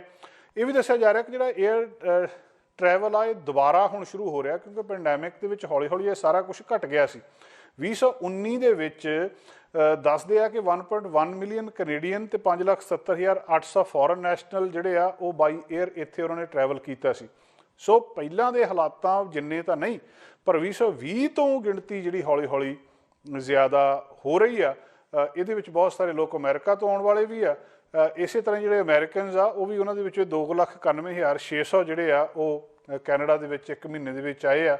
ਹੁਣ ਜਦੋਂ ਕੋਵਿਡ-19 ਦੀਆਂ ਓਮਿਕਰੋਨ ਦੇ ਮਾਮਲੇ ਦੇ ਵਿੱਚ ਕੁਛ ਕੁ ਜਿਹੜੀਆਂ ਸ਼ਰਤਾਂ ਵੱਧ ਰਹੀਆਂ ਨੇ, ਕੁਛ ਸਖਤੀ ਕੀਤੀ ਜਾ ਰਹੀ ਆ, ਲੋਕ ਉਹਦੇ ਤੋਂ ਡਰ ਵੀ ਰਹੇ ਆ, ਪਰ ਫਿਰ ਵੀ ਦੱਸ ਰਹੇ ਆ ਕਿ ਭਾਵੇਂ ਬਹੁਤ ਸਾਰੇ ਲੋਕਾਂ ਨੇ ਆਪਣੇ ਟ੍ਰਿਪ ਕੈਂਸਲ ਵੀ ਕੀਤੇ ਆ, ਪੋਸਟਪੋਨ ਵੀ ਕੀਤੇ ਆ, ਪਰ ਜ਼ਿਆਦਾਤਰ ਜਿਹੜੀ ਬਹੁ ਗਿਣਤੀ ਆ ਉਹ ਹੁਣ ਇਸ ਮਾਮਲੇ ਦੇ ਵਿੱਚ ਜਾ ਰਹੀ ਆ। ਉਹ ਹੋਰ ਉਡੀਕ ਨਹੀਂ ਕਰਨੀ ਚਾਹੁੰਦੇ ਕਿ ਇਹਦਾ ਕੁਛ ਵੀ ਨਹੀਂ ਪਤਾ ਕਿ ਕਿੰਨੇ ਚਿਰ ਦੇ ਵਿੱਚ ਇਹ ਕਿੰਨਾ ਲੰਬਾ ਸਮਾਂ ਇਹ ਸਾਰਾ ਕੁਝ ਰਹਿਣਾ ਆ। ਜੇਕਰ ਦੇਖਿਆ ਜਾਵੇ ਤਾਂ ਕਹਿੰਦੇ ਪਹਿਲੇ ਜਿਹੜੇ ਸੀਗੇ 20 ਦਿਨ ਦਸੰਬਰ ਦੇ 24,600 ਕੈਨੇਡੀਅਨ ਜਿਹੜੇ ਔਨ ਐਨ ਐਵਰੇਜ US ਤੋਂ ਇੱਧਰਲੇ ਪਾਸੇ ਵਾਪਸ ਆਏ ਆ, ਅਤੇ ਦਸੰਬਰ 21 ਤੋਂ ਬਾਅਦ ਐਵਰੇਜ ਜਿਹੜੇ ਆ ਉਹ 10,600 ਤੋਂ ਘਟ ਗਈ, ਜਿਹੜੀ ਕਿ ਹੌਲੀ ਹੌਲੀ ਇਹਦੇ ਵਿੱਚ ਵੀ ਤਬਦੀਲੀ ਆਉਂਦੀ ਆ। ਪਰ ਜਿਹੜਾ ਇਹ ਡਾਟਾ ਦੱਸ ਰਿਹਾ ਆ ਕਿ ਬਾਵਜੂਦ ਪਾਬੰਦੀਆਂ ਦੇ, ਬਾਵਜੂਦ ਬਹੁਤ ਸਾਰੀ ਟੈਸਟਿੰਗ ਦੇ, ਬਾਵਜੂਦ ਇਸ ਰਿਸਕ ਦੇ ਕਿ ਬਾਹਰ ਜਾਣ ਤੋਂ ਬਾਅਦ ਕਦੋਂ ਫਲਾਈਟਾਂ ਕਿੱਥੇ ਰੁਕ ਜਾਣੀਆਂ, ਤੇ ਬਾਵਜੂਦ ਇਸ ਗੱਲ ਦੇ ਕਿ ਕੈਨੇਡਾ ਦੀ ਸਰਕਾਰ ਨੇ ਇਹ ਐਡਵਾਈਜ਼ਰੀ ਜਾਰੀ ਕੀਤੀ ਹੈ ਕਿ ਟਰੈਵਲ ਨਾ ਕਰੋ, ਕਿਸੇ ਵੇਲੇ ਕੁਝ ਵੀ ਬੰਦ ਹੋ ਸਕਦਾ। ਲੋਕ ਹੁਣ ਟਰੈਵਲ ਕਰਨਾ ਸ਼ੁਰੂ ਕਰ ਚੁੱਕੇ ਆ। 2020 ਦੇ ਮੁਕਾਬਲੇ 8 ਗੁਣਾ ਜ਼ਿਆਦਾ ਲੋਕਾਂ ਨੇ ਇਸ ਦਸੰਬਰ ਦੇ ਵਿੱਚ ਟਰੈਵਲ ਕੀਤਾ। ਇੱਕ ਖਬਰ ICBC ਤੋਂ ਆ ਰਹੀ ਆ। ਪਿਛਲੇ ਸਮੇਂ ਦੇ ਵਿੱਚ ਜਿਸ ਤਰੀਕੇ ਨਾਲ ਬ੍ਰਿਟਿਸ਼ ਕੋਲੰਬੀਆ ਦੇ ਵਿੱਚ ਮੌਸਮ ਬਦਲਿਆ, ਖਾਸ ਕਰ ਲੋਅਰ ਮੇਨਲੈਂਡ ਦੇ ਵਿੱਚ ਜਿਸ ਤਰੀਕੇ ਦੇ ਨਾਲ ਬਰਫ਼ਬਾਰੀ ਹੋਈ ਆ, ਪੂਰੇ ਦੇ ਪੂਰੇ ਸੜਕਾਂ ਦੇ ਉੱਤੇ ਬਹੁਤ ਸਾਰੇ ਐਕਸੀਡੈਂਟ ਹੋਏ ਆ, ਅਤੇ ਦੱਸਿਆ ਜਾ ਰਿਹਾ ਕਿ ਜਿਹੜੇ ICBC ਦੇ ਕਲੇਮਸ ਦੇ ਵਿੱਚ ਵਾਧਾ ਹੋਇਆ। ਉਹ ਲੋਕ ਜਿਹੜੇ ਇਸ ਮਹੀਨੇ ਦੇ ਵਿੱਚ ਆਮ ਤੌਰ 'ਤੇ ਇੰਨੇ ਜ਼ਿਆਦਾ ਕਲੇਮ ਨਹੀਂ ਹੁੰਦੇ ਸੀ, ਇੰਨੇ ਜ਼ਿਆਦਾ ਉਹਨਾਂ ਦੇ ਐਕਸੀਡੈਂਟ ਨਹੀਂ ਹੁੰਦੇ ਸੀ, ਉਹਦੇ ਵਿੱਚ ਵਾਧਾ ਹੋਇਆ, ਅਤੇ ਕੁਦਰਤੀ ਤੌਰ 'ਤੇ ਜਿਹੜੇ ਇਹਦੇ ਵਿੱਚ ਉਹਨਾਂ ਦੇ ਜਿੰਨੇ ਵੀ ਕਲੇਮ ਸੀਗੇ ਉਹਦੇ ਵਿੱਚ ਵੀ ਵਾਧਾ ਹੋਇਆ। ਇਹ ਜਿਹੜੇ ICBC ਦੱਸ ਰਹੀ ਹੈ ਇਸ ਮਾਮਲੇ ਦੇ ਵਿੱਚ ਕਿ ਜਿਹੜੀ ਸਨੋ ਆ, ਇਹਦਾ ਇੱਕ ਬਹੁਤ ਵੱਡਾ ਫੈਕਟਰ ਇਸ ਸਮੇਂ ਦੇ ਵਿੱਚ ਹੈਗਾ। ਖਾਸ ਕਰ ਨਿਊ ਈਅਰ ਦੇ ਨੇੜੇ ਤੇੜੇ ਜਿਹੜੇ ਕ੍ਰੈਸ਼ਸ ਸੀ ਉਹਨਾਂ ਦੀ ਗਿਣਤੀ ਦੇ ਵਿੱਚ ਬਹੁਤ ਜ਼ਿਆਦਾ ਵਾਧਾ ਹੋਇਆ। ਦਸੰਬਰ 30 ਨੂੰ ਪਿਛਲੇ ਸਾਲ ਉਹ ਕਹਿੰਦੇ ਸਾਡੇ ਕੋਲ 1700 ਕਲੇਮ ਆਏ ਸੀ, ਅਤੇ ਉਹਦੇ ਤੋਂ ਪਿਛਲੇ ਸਾਲ 1300 ਕਲੇਮ ਆਏ ਸੀ 2020 ਦੇ ਵਿੱਚ। ਸੋ 400 ਕਲੇਮ ਇੱਕ ਮਹੀਨੇ ਦੇ ਵਿੱਚ ਵਧਿਆ, ਅਤੇ ਉਹਦਾ ਵੱਡਾ ਕਾਰਨ ਜਿਹੜਾ ਆ ਉਹ ਮੌਸਮ ਦੀ ਤਬਦੀਲੀ ਦੱਸਿਆ ਜਾ ਰਿਹਾ। ਜਿੰਨਾ ਮੌਸਮ ਦਾ ਮਿਜਾਜ਼ ਬ੍ਰਿਟਿਸ਼ ਕੋਲੰਬੀਆ ਦੇ ਵਿੱਚ ਬਦਲਿਆ, ਭਾਵੇਂ ਕਿ ਇਹਦੀ ਜਿਹੜੀ ਕੁਛ ਕੁ ਸ਼ਰਤਾਂ ਹੁੰਦੀਆਂ ਸਨੋ ਟਾਇਰ ਦੀਆਂ ਦੂਜੀਆਂ, ਪਰ ਉਹਦੇ ਬਾਵਜੂਦ ਵੀ ਇੱਥੋਂ ਦੇ ਲੋਕ ਇੰਨੀ ਜ਼ਿਆਦਾ ਸਨੋ ਦੇ ਆਦੀ ਨਹੀਂ ਆ। 28% ਇਹਨਾਂ ਕਲੇਮ ਦੇ ਵਿੱਚ ਵਾਧਾ ਬਹੁਤ ਵੱਡਾ ਵਾਧਾ ਦੱਸਿਆ ਜਾ ਰਿਹਾ। ਇਹ ਵੀ ਦੱਸਿਆ ਜਾ ਰਿਹਾ ਕਿ ਇਸ ਮਾਮਲੇ ਦੇ ਵਿੱਚ ਜਿਹੜਾ ਰੋਡ ਸੇਫਟੀ ਪ੍ਰੋਗਰਾਮ ਸੀਗਾ ICBC ਦਾ, ਉਹਨਾਂ ਨੇ ਵੀ ਕਾਫੀ ਲੋਕਾਂ ਨੂੰ ਪਹਿਲਾਂ ਵੀ ਜਾਣਕਾਰੀ ਦਿੱਤੀ ਸੀ। ਜਿਹੜਾ ਸਟ੍ਰੋਮ ਆਇਆ ਸੀ 6 ਜਨਵਰੀ ਤੋਂ ਲੈ ਕੇ 30% ਕਲੇਮ ਇਕੱਲੇ ਉਹਦੇ ਨਾਲ ਹੀ ਇੱਕ ਦਿਨ ਦੇ ਵਿੱਚ ਜਿਹੜੇ ਆ ਉਹ ਵਧੇ ਦੱਸੇ ਜਾ ਰਹੇ ਆ। ਉਹ ਕਹਿੰਦੇ ਸਾਡੇ ਕੋਲ 1600 ਕਲੇਮ ਆਏ ਆ, ਜਿਹੜੇ ਕਿ ਉਹਦੇ ਤੋਂ ਪਿਛਲੇ ਸਾਲ 1200 ਕਲੇਮ ਸੀਗੇ 2021 ਵਾਲੇ 21 ਦੇ ਵਿੱਚ, ਅਤੇ ਇਹ ਆਪਣੇ ਆਪ ਦੇ ਵਿੱਚ ਇੱਕ ਬਹੁਤ ਵੱਡਾ ਵਾਧਾ ਹੈ। ਬਹੁਤ ਸਾਰੇ ਡਰਾਈਵਰ ਜਿਹੜੇ ਆ ਉਹ ਆਪਣੇ ਕੁਛ ਕੁ ਚੀਜ਼ਾਂ ਨੂੰ ਧਿਆਨ ਦੇ ਵਿੱਚ ਰੱਖਦੇ ਆ। ਇਸ ਸਾਰੇ ਕੁਛ ਦੇ ਵਿੱਚ ਬਹੁਤ ਸਾਰੇ ਲੋਕਾਂ ਨੇ ਇਸ ਗੱਲ ਨੂੰ ਵੀ ਦੇਖਿਆ ਕਿ ਇਹਦੇ ਵਿੱਚ ਟੈਕਸੀ ਲਈ ਜਾਂ ਜਿਹੜੇ ਐਕਸੀਡੈਂਟ ਦੇ ਵੱਡੇ ਕਾਰਨ ਸੀਗੇ, ਜਿਹੜੀ ਵਿੰਡਸ਼ੀਲਡ ਆ, ਹੈਡਲਾਈਟਸ ਆ, ਵੀਲ ਵੈਲਸ ਆ, ਜਾਂ ਦੂਜੇ ਸੈਂਸਰ ਸੀਗੇ, ਉਹ ਚੀਜ਼ਾਂ ਵੀ ਕਿਤੇ ਨਾ ਕਿਤੇ ਜਿਹੜਾ ਕੋਲੀਜਨ ਦੇ ਵਾਰਨਿੰਗ ਸਿਸਟਮ ਆ, ਜਿੱਥੇ ਕਿਤੇ ਉਹ ਠੀਕ ਨਹੀਂ ਕੰਮ ਕਰਦਾ ਸੀ, ਉਹ ਵੀ ਇੱਕ ਵੱਡਾ ਕਾਰਨ ਦੱਸਦੇ ਆ ਕਿ ਇਹਦਾ ਬਣਿਆ। ਖਾਸ ਤੌਰ 'ਤੇ ਲੋਕਾਂ ਨੂੰ ਅਪੀਲ ਵੀ ਕੀਤੀ ਗਈ ਸੀ ਪਹਿਲਾਂ ਕਿ ਇਸ ਵੇਲੇ ਸਲੋ ਡਾਊਨ ਕਰ ਲਓ, ਤੁਸੀਂ ਇਹਨਾਂ ਕੰਡੀਸ਼ਨਸ ਨੂੰ ਦੇਖ ਕੇ ਡਰਾਈਵ ਕਰੋ। ਜਿਸ ਤਰੀਕੇ ਦੇ ਨਾਲ ਜਿਹੜੀ ICBC ਉਹ ਆਲਟਰਨੇਟਿਵ ਟਰੈਵਲ ਪਲਾਨਸ ਰੈਕਮੈਂਡ ਕਰਦੀ ਆ, ਜਿਹਦੇ ਵਿੱਚ ਕਿ ਪਬਲਿਕ ਟਰਾਂਜ਼ਿਟ ਲਈ ਜਾ ਸਕਦੀ ਹੈ, ਔਰ ਬਹੁਤ ਸਾਰੇ ਲੋਕਾਂ ਨੇ ਇਸ ਸਮੇਂ ਦੇ ਵਿੱਚ ਡਰਾਈਵ ਕਰਨ ਨੂੰ ਅਵਾਇਡ ਵੀ ਕੀਤਾ, ਪਬਲਿਕ ਟਰਾਂਜ਼ਿਟ ਵੀ ਲਈ, ਕੈਬਸ ਵੀ ਲਈਆਂ, ਰਾਈਡ ਹੇਲਿੰਗ ਸਰਵਿਸਿਜ਼ ਨੂੰ ਵੀ ਯੂਜ਼ ਕੀਤਾ, ਜਾਂ ਬਹੁਤ ਸਾਰੇ ਲੋਕਾਂ ਨੇ ਘਰਾਂ ਤੋਂ ਕੰਮ ਵੀ ਕੀਤਾ ਜਿੱਥੇ ਕਿਤੇ ਵੀ ਮੌਸਮ ਖਰਾਬ ਸੀਗਾ। ਬਾਵਜੂਦ ਇਸ ਸਾਰੇ ਕੁਛ ਦੇ ਐਕਸੀਡੈਂਟ ਜ਼ਿਆਦਾ ਹੋਏ ਆ। ਕਲੇਮਸ ਦੇ ਵਿੱਚ ਬਹੁਤ ਸਾਰਾ ਵਾਧਾ ਇਸ ਸਮੇਂ ਦੇ ਵਿੱਚ ਮੈਟਰੋ ਵੈਨਕੂਵਰ, ਜਿਹੜੀ ਫਰੇਜ਼ਰ ਵੈਲੀ ਹੈ, ਇੱਥੇ ਹੋਈ ਆ। ਬਹੁਤ ਸਾਰੀਆਂ ਮਿਊਨਿਸਪੈਲਿਟੀਜ਼ ਉਹ ਦੱਸ ਰਹੇ ਆ ਕਿ ਇਹਦੇ ਵਿੱਚ ਜਿਹੜੇ ਥੋੜ੍ਹੇ ਜਿਹੇ ਸਮੇਂ ਦੇ ਵਿੱਚ ਜਿੰਨੀ ਜ਼ਿਆਦਾ ਬਰਫ਼ ਪਈ ਆ, ਉਹਦੇ ਨਾਲ ਜਿਹੜੀ ਕੁਛ ਪਾਰਟਸ ਦੇ ਵਿੱਚ 25 ਸੈਂਟੀਮੀਟਰ ਤੱਕ ਸਨੋ ਪਈ ਸੀਗੀ, ਉਹਨੇ ਬਹੁਤ ਵੱਡੀ ਇੱਕ ਸਮੱਸਿਆ ਪੈਦਾ ਕੀਤੀ ਹੈ। ਬਹੁਤ ਸਾਰੇ ਹਾਈਵੇਜ਼ ਦੇ ਉੱਤੇ ਬ੍ਰਿਜ ਸੀਗੇ, ਜਿਹੜੇ ਪੋਰਟਮੈਨ ਬ੍ਰਿਜ ਸੀ, ਚਾਹੇ ਐਲੈਕਸ ਬ੍ਰਿਜ ਸੀਗਾ, ਉਹ ਕੁਛ ਸਮੇਂ ਦੇ ਲਈ ਬੰਦ ਰਹੇ ਆ ਇਸ ਬਰਫ਼ ਦੇ ਕਾਰਨ, ਕਿਉਂਕਿ ਉਹਦੇ ਉੱਤੋਂ ਬਹੁਤ ਸਾਰੀਆਂ ਬਰਫ਼ ਦੀਆਂ ਢਿੱਗਾਂ ਜਿਹੜੀਆਂ ਉਹ ਡਿੱਗ ਕੇ ਕਾਰਾਂ ਦੇ ਉੱਤੇ ਉਹਨਾਂ ਦਾ ਨੁਕਸਾਨ ਹੋ ਰਿਹਾ ਸੀ। ਆਪਣੇ ਆਪ ਦੇ ਵਿੱਚ ਇਸ ਮੌਸਮ ਦੀ ਮਾਰ ਵਹੀਕਲਸ ਦੇ ਉੱਤੇ ਬਹੁਤ ਜ਼ਿਆਦਾ ਪਈ ਹੈ, ਅਤੇ ਇਹਨਾਂ ਕਲੇਮਸ ਦੇ ਵਿੱਚ ਵਾਧਾ ਹੋਇਆ। ICBC ਇਹ ਜਾਣਕਾਰੀ ਸਾਂਝੀ ਕਰ ਰਹੀ ਹੈ। ਬਹੁਤੇ ਦੇਸ਼ਾਂ ਵਿੱਚ ਜ਼ਿਆਦਾਤਰ ਲੋਕ ਹਫ਼ਤੇ ਦੇ 5 ਦਿਨ ਕੰਮ ਕਰਦੇ ਆ, 2 ਦਿਨ ਛੁੱਟੀ ਹੁੰਦੀ ਹੈ। ਹੁਣ ਕੁਝ ਜਿਹੜਾ ਇਹ ਕਨਸੈਪਟ ਬਦਲ ਰਿਹਾ, ਕੁਝ ਦੇਸ਼ਾਂ ਦੇ ਵਿੱਚ ਦੱਸਿਆ ਜਾ ਰਿਹਾ ਕਿ ਉਹ 4 ਦਿਨ ਦਾ ਹਫ਼ਤਾ ਸਿਰਫ ਮੰਨ ਕੇ ਚੱਲ ਰਹੇ ਆ, ਅਤੇ ਇਹ ਗੱਲਬਾਤ ਕੈਨੇਡਾ ਦੇ ਵਿੱਚ ਵੀ ਚੱਲ ਰਹੀ ਆ। ਕੁਈਨਜ਼ ਯੂਨੀਵਰਸਿਟੀ ਦੇ ਕੁਝ ਪ੍ਰੋਫੈਸਰ ਇਸ ਮਾਮਲੇ ਦੇ ਵਿੱਚ ਦੱਸ ਰਹੇ ਆ ਕਿ ਜਿਹੜੇ ਕੈਨੇਡਾ ਦੇ ਵਿੱਚ ਇੰਪਲੋਈਜ਼ ਨੇ, ਉਹਨਾਂ ਨੂੰ ਇਹਦੇ ਨਾਲ ਫਾਇਦਾ ਹੋਊਗਾ ਜੇਕਰ ਹਫ਼ਤੇ ਦੇ ਵਿੱਚ 5 ਦਿਨ ਦੀ ਬਜਾਏ 4 ਦਿਨ ਕੰਮ ਕੀਤਾ ਜਾਵੇ। ਟੀਨਾ ਡਾਸਨ ਇੱਕ ਜਿਹੜੇ ਬਿਜ਼ਨਸ ਪ੍ਰੋਫੈਸਰ ਹੈਗੇ ਆ ਸਮਿਥ ਸਕੂਲ ਆਫ ਬਿਜ਼ਨਸ ਦੇ ਵਿੱਚ, ਉਹ ਇਸ ਗੱਲ ਨੂੰ ਦੱਸਦੇ ਆ ਕਿ ਪੈਂਡੈਮਿਕ ਨੇ ਬਹੁਤ ਸਾਰੇ ਲੋਕਾਂ ਨੂੰ ਘਰੋਂ ਕੰਮ ਕਰਨ ਲਈ ਮਜਬੂਰ ਕੀਤਾ। 4 ਦਿਨ ਦਾ ਵਰਕ ਵੀਕ ਇੱਕ ਬਹੁਤ ਵੱਡੀ ਸਟ੍ਰੈਸ ਤੋਂ ਨਿਜਾਤ ਹੋ ਸਕਦੀ ਆ। ਜਿਹੜਾ ਵਰਕ ਤੇ ਲਾਈਵ ਜਿਹੜਾ ਵਰਕ ਕੰਮ ਤੇ ਘਰ ਦੇ ਮਾਹੌਲ ਦੇ ਵਿੱਚ ਬੈਲੈਂਸ ਬਣਾਉਣ ਦੇ ਲਈ ਦੱਸਿਆ ਜਾ ਰਿਹਾ ਕਿ ਇਹ ਬਹੁਤ ਜ਼ਿਆਦਾ ਸਹਾਈ ਹੋ ਸਕਦਾ। ਲੋਕ ਆਪਣੇ ਟਾਈਮ ਨੂੰ ਰਿਅਲਾਈਜ਼ ਕਰ ਰਹੇ ਆ ਕਿ ਟਾਈਮ ਕਿੰਨਾ ਜ਼ਰੂਰੀ ਆ, ਤੇ ਜਿਹੜਾ 4 ਦਿਨ ਦਾ ਵਰਕ ਵੀਕ ਆ ਲੋਕਾਂ ਨੂੰ ਜ਼ਿਆਦਾ ਇੱਕ ਦਿਨ ਵਾਧੂ ਦਊਗਾ ਆਰਾਮ ਕਰਨ ਦੇ ਲਈ, ਤੇ ਜਿਹਦੇ ਨਾਲ ਆਊਟਪੁੱਟ ਜਿਹੜੀ ਆ ਉਹ ਜ਼ਿਆਦਾ ਹੋਣ ਦੀ ਗੱਲਬਾਤ ਕੀਤੀ ਜਾ ਰਹੀ ਆ। ਕੈਨੇਡੀਅਨ ਮੈਂਟਲ ਹੈਲਥ ਐਸੋਸੀਏਸ਼ਨ ਇਹਦੇ ਬਾਰੇ ਦੱਸਦੀ ਆ ਕਿ ਜਿਹੜੀ ਬਹੁਤ ਜ਼ਿਆਦਾ ਮੈਂਟਲ ਹੈਲਥ ਦੇ ਵਿੱਚ ਨਿਘਾਰ ਆਇਆ ਜਾਂ ਲੋਕਾਂ ਦੀ ਮੈਂਟਲ ਹੈਲਥ ਦਾ ਨੁਕਸਾਨ ਹੋਇਆ ਇਸ ਪੈਂਡੈਮਿਕ ਦੇ ਵਿੱਚ, ਜਿਹੜੀ ਸੈਪਰੇਸ਼ਨ ਸੀਗੀ ਆਫਿਸ ਤੇ ਘਰ ਦੇ ਵਿੱਚ, ਉਹਦਾ ਇੱਕ ਬੜਾ ਮਹੱਤਵਪੂਰਨ ਰੋਲ ਇਸ ਮਾਮਲੇ ਦੇ ਵਿੱਚ ਰਿਹਾ। ਬਹੁਤ ਸਾਰੇ ਲੋਕ ਕਿਉਂਕਿ ਇਸ ਚੀਜ਼ ਨੂੰ ਵੱਖਰਿਆਂ ਵੱਖਰਿਆਂ ਕਰਨਾ ਚਾਹੁੰਦੇ ਆ ਕਿ ਘਰ ਨੂੰ ਵੱਖਰਿਆਂ ਤੇ ਕੰਮ ਨੂੰ ਵੱਖਰਿਆਂ, ਭਾਵਨਾ ਦੀ ਪਰਸਨਲ ਲਾਈਫ ਕੰਮ ਤੋਂ ਵੱਖਰੀ ਹੋਣੀ ਚਾਹੀਦੀ ਹੈ। ਪਰ ਪੈਂਡੈਮਿਕ ਦੇ ਦੌਰਾਨ ਜਿਹੜੇ ਲੋਕ ਘਰੋਂ ਕੰਮ ਕਰਦੇ ਸੀ ਉਹਨਾਂ ਦੇ ਵਿੱਚ ਉਹਨਾਂ ਦੀ ਜਿਹੜੀ ਪਰਸਨਲ ਲਾਈਫ ਸੀ ਉਹ ਕੰਮ ਦੀ ਲਾਈਫ ਦੇ ਨਾਲ, ਜਿਹੜੀ ਵਰਕ ਲਾਈਫ ਸੀ ਉਹਦੇ ਨਾਲ ਇੰਟੀਗ੍ਰੇਟ ਹੋ ਗਈ, ਉਹਦੇ ਨਾਲ ਇਕੱਠੀ ਜੁੜ ਗਈ। ਜਿੱਦਾਂ ਜਪਾਨ ਆ ਦੱਸਿਆ ਜਾ ਰਿਹਾ, ਉਦਾਹਰਨ ਦਿੱਤੀ ਜਾ ਰਿਹਾ, ਨਿਊਜ਼ੀਲੈਂਡ ਆ, ਆਇਰਲੈਂਡ ਆ, ਜਾਂ ਕੁਝ ਹੋਰ ਜਿਹੜੇ ਹੈਗੇ ਆ ਉਹ ਹੁਣ 4 ਦਿਨ ਦੇ ਹਫ਼ਤੇ ਵੱਲੋਂ ਹੌਲੀ ਹੌਲੀ ਸ਼ਿਫਟ ਕਰ ਰਹੇ ਆ। ਕੁਝ ਫਿਨਲੈਂਡ ਵਰਗੇ ਦੇਸ਼ ਤਾਂ ਕੰਮ ਦੇ ਘੰਟੇ ਵੀ ਘਟਾ ਰਹੇ ਆ ਕਿ ਅਸੀਂ 5 ਦਿਨ 8 ਘੰਟੇ ਕੰਮ, ਰੋਜ਼ 8 ਘੰਟੇ ਤੇ 5 ਦਿਨ ਇੱਕ ਆਮ ਵਿਅਕਤੀ ਕੰਮ ਕਰਦਾ, ਉਹ ਕਹਿ ਰਿਹਾ ਕਿ 4 ਦਿਨ ਕੰਮ ਕੀਤਾ ਜਾਵੇ ਤੇ ਦਿਨ ਦੇ ਵਿੱਚ ਸਿਰਫ 6 ਘੰਟੇ ਕੰਮ ਕੀਤਾ ਜਾਵੇ।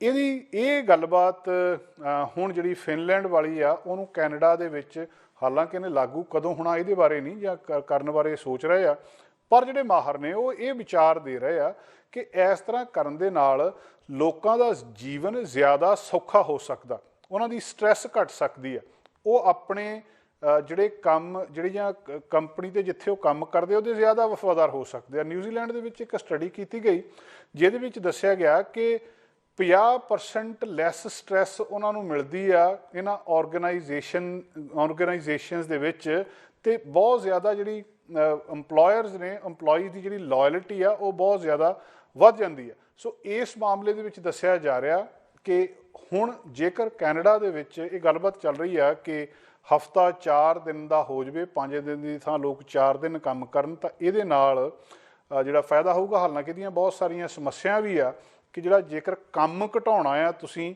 ਤੇ ਉਹਦੀ ਤਨਖਾਹ ਕਿੰਨੀ ਘਟਾਈ ਜਾਣੀ ਆ, ਜਾਂ ਕੀ ਕੰਮ ਜਿਹੜਾ 5 ਦਿਨ ਦਾ 4 ਦਿਨ ਦੇ ਵਿੱਚ ਕਰਨਾ ਹੋਊਗਾ, ਜਾਂ ਕੰਮ ਨੂੰ ਹੀ ਘਟਾ ਦਿੱਤਾ ਜਾਊਗਾ।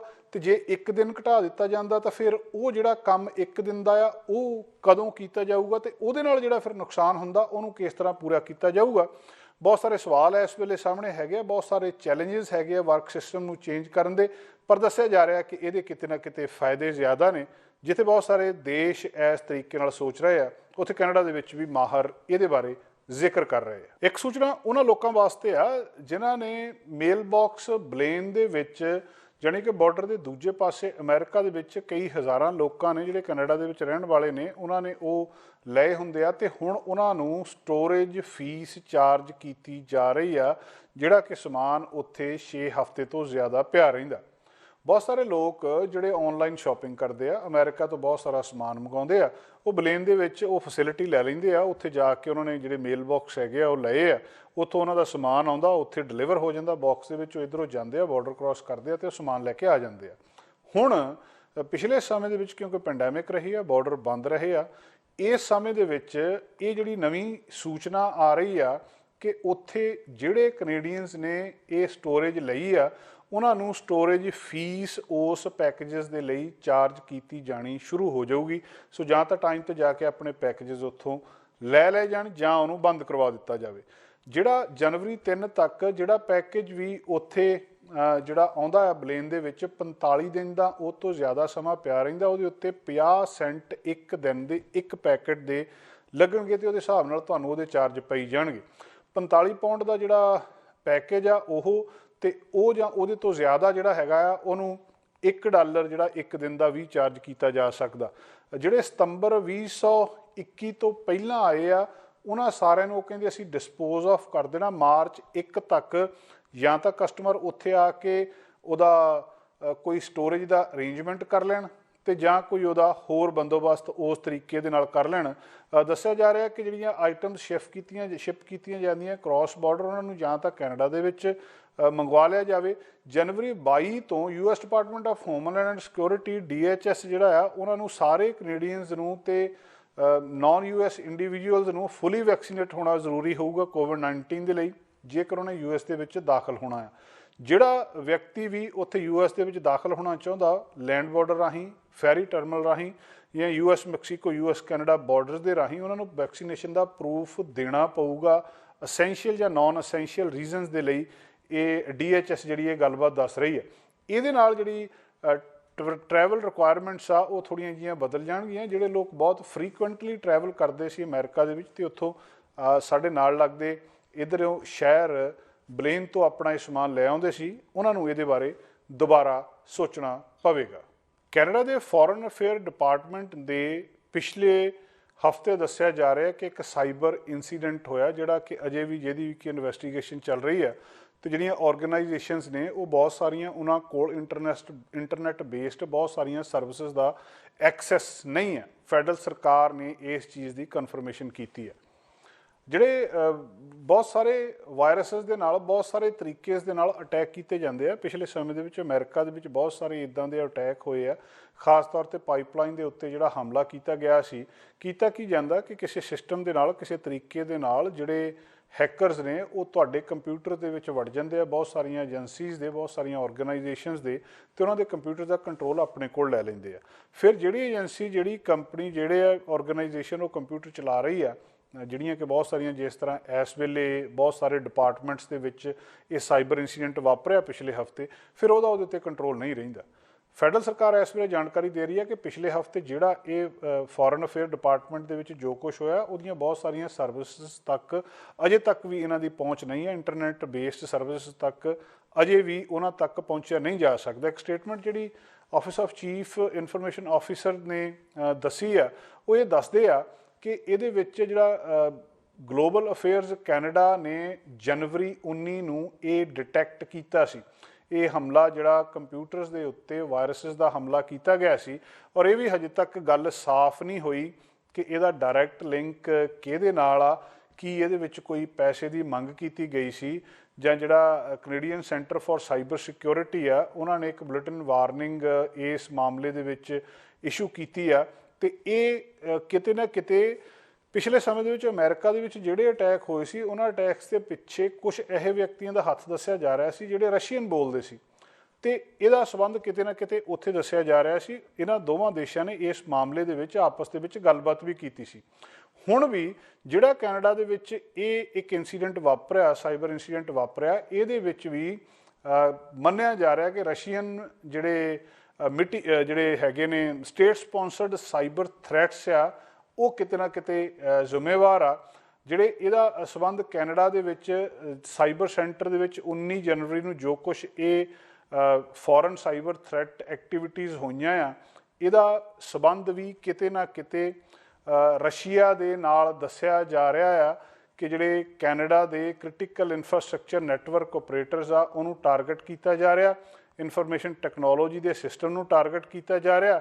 ਤੇ ਇਸ ਮਾਮਲੇ ਦੇ ਵਿੱਚ ਜਿਹੜੀ ਇਸ ਵੇਲੇ ਬਹੁਤ ਸਾਰੀ ਟੈਂਸ਼ਨ ਰਸ਼ੀਆ ਤੇ ਯੂਕਰੇਨ ਦੇ ਵਿੱਚ ਵਧੀ ਆ, ਤੇ ਉਹਦੇ ਵਿੱਚ ਕੈਨੇਡਾ ਯੂਕਰੇਨ ਦੀ ਮਦਦ ਦੇ ਉੱਤੇ ਖੜਾ ਆ, ਬਹੁਤ ਸਾਰੀ ਸਪੋਰਟ ਇਹਨਾਂ ਨੇ ਉਹਨੂੰ ਦਿੱਤੀ ਆ। ਇਹ ਵੀ ਇੱਕ ਕਾਰਨ ਦੱਸਿਆ ਜਾ ਰਿਹਾ ਕਿ ਇਸ ਅਟੈਕ ਦੇ ਪਿੱਛੇ ਜਿਹੜੇ ਕੁਝ ਇਸ ਤਰ੍ਹਾਂ ਦੇ ਲੋਕ ਨੇ, ਉਹਨਾਂ ਦਾ ਸੰਬੰਧ ਇਹਦੇ ਨਾਲ ਵੀ ਹੋ ਸਕਦਾ ਆ। ਫੈਡਰਲ ਸਰਕਾਰ ਤੇ ਦੂਜੀਆਂ ਜਿਹੜੀਆਂ ਨੇਸ਼ਨਸ ਨੇ ਉਹ ਰੂਸ ਨੂੰ ਇਹਦੇ ਲਈ ਕਾਲ ਕਰ ਰਹੇ ਆ ਡੀ-ਐਸਕੇਲੇਟ ਲਈ, ਤੇ ਆਪਣੀਆਂ ਜਿਹੜੇ ਟਰੂਪਸ ਆ ਉਹਨੂੰ ਪਿੱਛੇ ਲੈ ਜਾਣ ਦੇ ਲਈ ਕਹਿ ਰਹੇ ਆ। ਪਰ ਇਸ ਮਾਮਲੇ ਦੇ ਵਿੱਚ ਯੂਕਰੇਨ ਦੇ ਬਾਰਡਰਸ ਦੇ ਉੱਤੇ ਇੱਕ ਟੈਂਸ਼ਨ ਬਣੀ ਹੈ।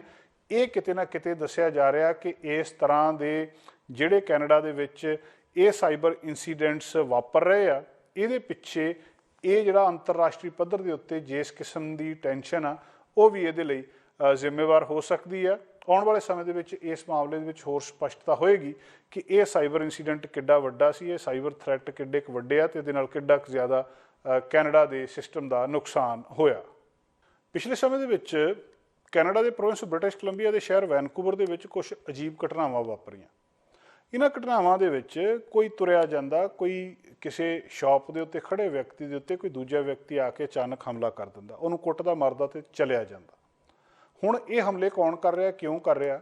ਆਮ ਤੌਰ ਦੇ ਉੱਤੇ ਜਦੋਂ ਦੋ ਧਿਰਾਂ ਦੀ ਲੜਾਈ ਹੁੰਦੀ ਆ, ਕਿਸੇ ਦੀ ਕਿਸੇ ਨਾਲ ਕੋਈ ਝਗੜਾ ਕਿਸੇ ਦਾ ਕਿਸੇ ਨਾਲ ਹੁੰਦਾ, ਤਾਂ ਉਹਦੇ ਪਿੱਛੇ ਜਾਂ ਥੋੜ੍ਹਾ ਜਿਹਾ ਕਿਸੇ ਨਾਲ ਕੁਛ ਉਹਨਾਂ ਨੇ ਇੱਕ ਦੂਜੇ ਨਾਲ ਗੱਲਬਾਤ ਕੀਤੀ ਹੁੰਦੀ ਹੈ, ਬਹਿਸ ਹੁੰਦੀ ਹੈ, ਕਿਸੇ ਨੇ ਕਿਸੇ ਤੋਂ ਕੁਛ ਖੋਹਣਾ ਹੁੰਦਾ, ਕੋਈ ਇਸ ਤਰ੍ਹਾਂ ਦਾ ਕੋਈ ਨਾ ਕੋਈ ਮਾਮਲਾ ਹੁੰਦਾ ਜਿਹੜਾ ਕਿ ਪੁਲਿਸ ਨੂੰ ਸਪਸ਼ਟ ਰੂਪ ਦੇ ਵਿੱਚ ਸਮਝ ਆ ਜਾਂਦਾ ਅਤੇ ਉਹਦੇ ਪਿੱਛੇ ਕਾਰਨ ਨੂੰ ਲੱਭ ਲਿਆ ਜਾਂਦਾ ਕਿ ਇਸ ਬੰਦੇ ਨੇ ਚੋਰੀ ਕਰਨੀ ਸੀ, ਇਹਦੇ ਕੋਲੋਂ ਕੋਈ ਸਮਾਨ ਖੋਹਣਾ ਸੀ, ਜਾਂ ਇਹਨਾਂ ਦੋਹਾਂ ਦੀ ਆਪਸ ਦੇ ਵਿੱਚ ਪਹਿਲਾਂ ਤੋਂ ਲੱਗਦੀ ਸੀ, ਉਹਨੇ ਤਾਂ ਇਹਨੂੰ ਕੁੱਟ ਦਿੱਤਾ, ਜਾਂ ਇਹ ਦੋ ਜਿਹੜੇ ਆ ਇੱਕ ਦੂਜੇ ਦੇ ਉੱਤੇ ਕੋਈ ਇਸ ਵੇਲੇ ਗੁਜ਼ਰ ਰਹੇ ਸੀ ਕਿਸੇ ਥਾਂ ਦੇ ਉੱਤੋਂ, ਦੋਹਾਂ ਦੇ ਵਿੱਚ ਬਹਿਸ ਹੋ ਗਈ, ਬਹਿਸ ਲੜਾਈ ਦੇ ਵਿੱਚ ਬਦਲ ਗਈ ਅਤੇ ਹੱਥੋਂ ਪਾਈ ਹੋ ਗਈ।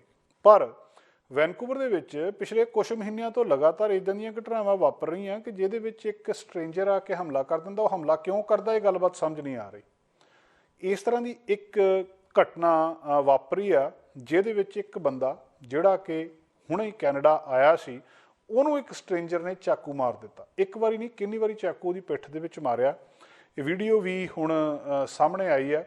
ਉਹ ਬੰਦਾ ਲਾਈਨ ਦੇ ਵਿੱਚ ਡਾਊਨਟਾਊਨ ਵੈਨਕੂਵਰ ਦੇ ਵਿੱਚ ਟਿਮ ਹਾਰਟਨ ਦੇ ਉੱਤੇ ਕਾਫੀ ਦੀ ਉਡੀਕ ਕਰ ਰਿਹਾ ਸੀ ਅਤੇ ਜਿਹੜਾ ਇਹ 25 ਸਾਲ ਦੀ ਉਮਰ ਦੱਸਦੇ ਆ, ਅਤੇ ਉਹ ਆਪਣੇ ਆਰਡਰ ਦੀ ਵੇਟ ਕਰਦਾ ਸੀ ਹਾਰਬਰ ਸੈਂਟਰ ਦੇ ਅੰਦਰ 6:20 'ਤੇ ਸਵੇਰੇ ਸ਼ਨੀਵਾਰ। ਜਦੋਂ ਜਿਹੜਾ ਇੱਕ ਵਿਅਕਤੀ ਆਉਂਦਾ ਆ ਅਤੇ ਉਹਦੇ ਪਿੱਠ ਦੇ ਵਿੱਚ ਕਿੰਨੀ ਵਾਰੀ ਚਾਕੂ ਨਾਲ ਹਮਲਾ ਕਰਦਾ ਆ, ਉਹਦੇ ਬੈਕ 'ਤੇ ਉਹਦੇ ਸ਼ੋਲਡਰਸ 'ਤੇ ਹਮਲਾ ਕਰਕੇ ਅਤੇ ਹਮਲਾ ਕਰਨ ਤੋਂ ਬਾਅਦ ਉਹ ਦੌੜ ਜਾਂਦਾ ਆ। ਦੱਸਿਆ ਜਾ ਰਿਹਾ ਕਿ ਇਹ ਜਿਹੜਾ ਪੁਲਿਸ ਦੱਸ ਰਹੀ ਆ ਕਿ ਇਹ ਜਿਹੜਾ ਨਿਊ ਕਮਰ ਕੈਨੇਡਾ ਦੇ ਵਿੱਚ ਆਇਆ ਸੀ, ਉਹਨੂੰ ਚੱਕ ਕੇ ਫਿਰ ਹੌਸਪੀਟਲ ਦੇ ਵਿੱਚ ਲੈ ਗਏ ਅਤੇ ਉਹਦੀ ਜਿਹੜੀ ਬਹੁਤ ਜ਼ਿਆਦਾ ਉਹਦੇ ਸੱਟਾਂ ਲੱਗੀਆਂ ਔਰ ਇੰਨੀਆਂ ਗੰਭੀਰ ਸੱਟਾਂ ਕਿ ਜਿਹਦੇ ਨਾਲ ਉਹਦੀ ਜਾਨ ਨੂੰ ਵੀ ਖਤਰਾ ਹੋ ਸਕਦਾ। ਦੱਸਿਆ ਜਾ ਰਿਹਾ ਕਿ ਉਹ ਭਾਵੇਂ ਠੀਕ ਠਾਕ ਆ, ਪਰ ਇਹ ਸੱਟਾਂ ਉਹਦੀ ਜਾਨ ਨੂੰ ਖਤਰਾ ਪੈਦਾ ਕਰ ਸਕਦੀਆਂ ਸੀ ਜਿੰਨੇ ਤਰੀਕੇ ਦੇ ਨਾਲ ਉਹਦੇ ਚਾਕੂ ਮਾਰਿਆ ਗਿਆ।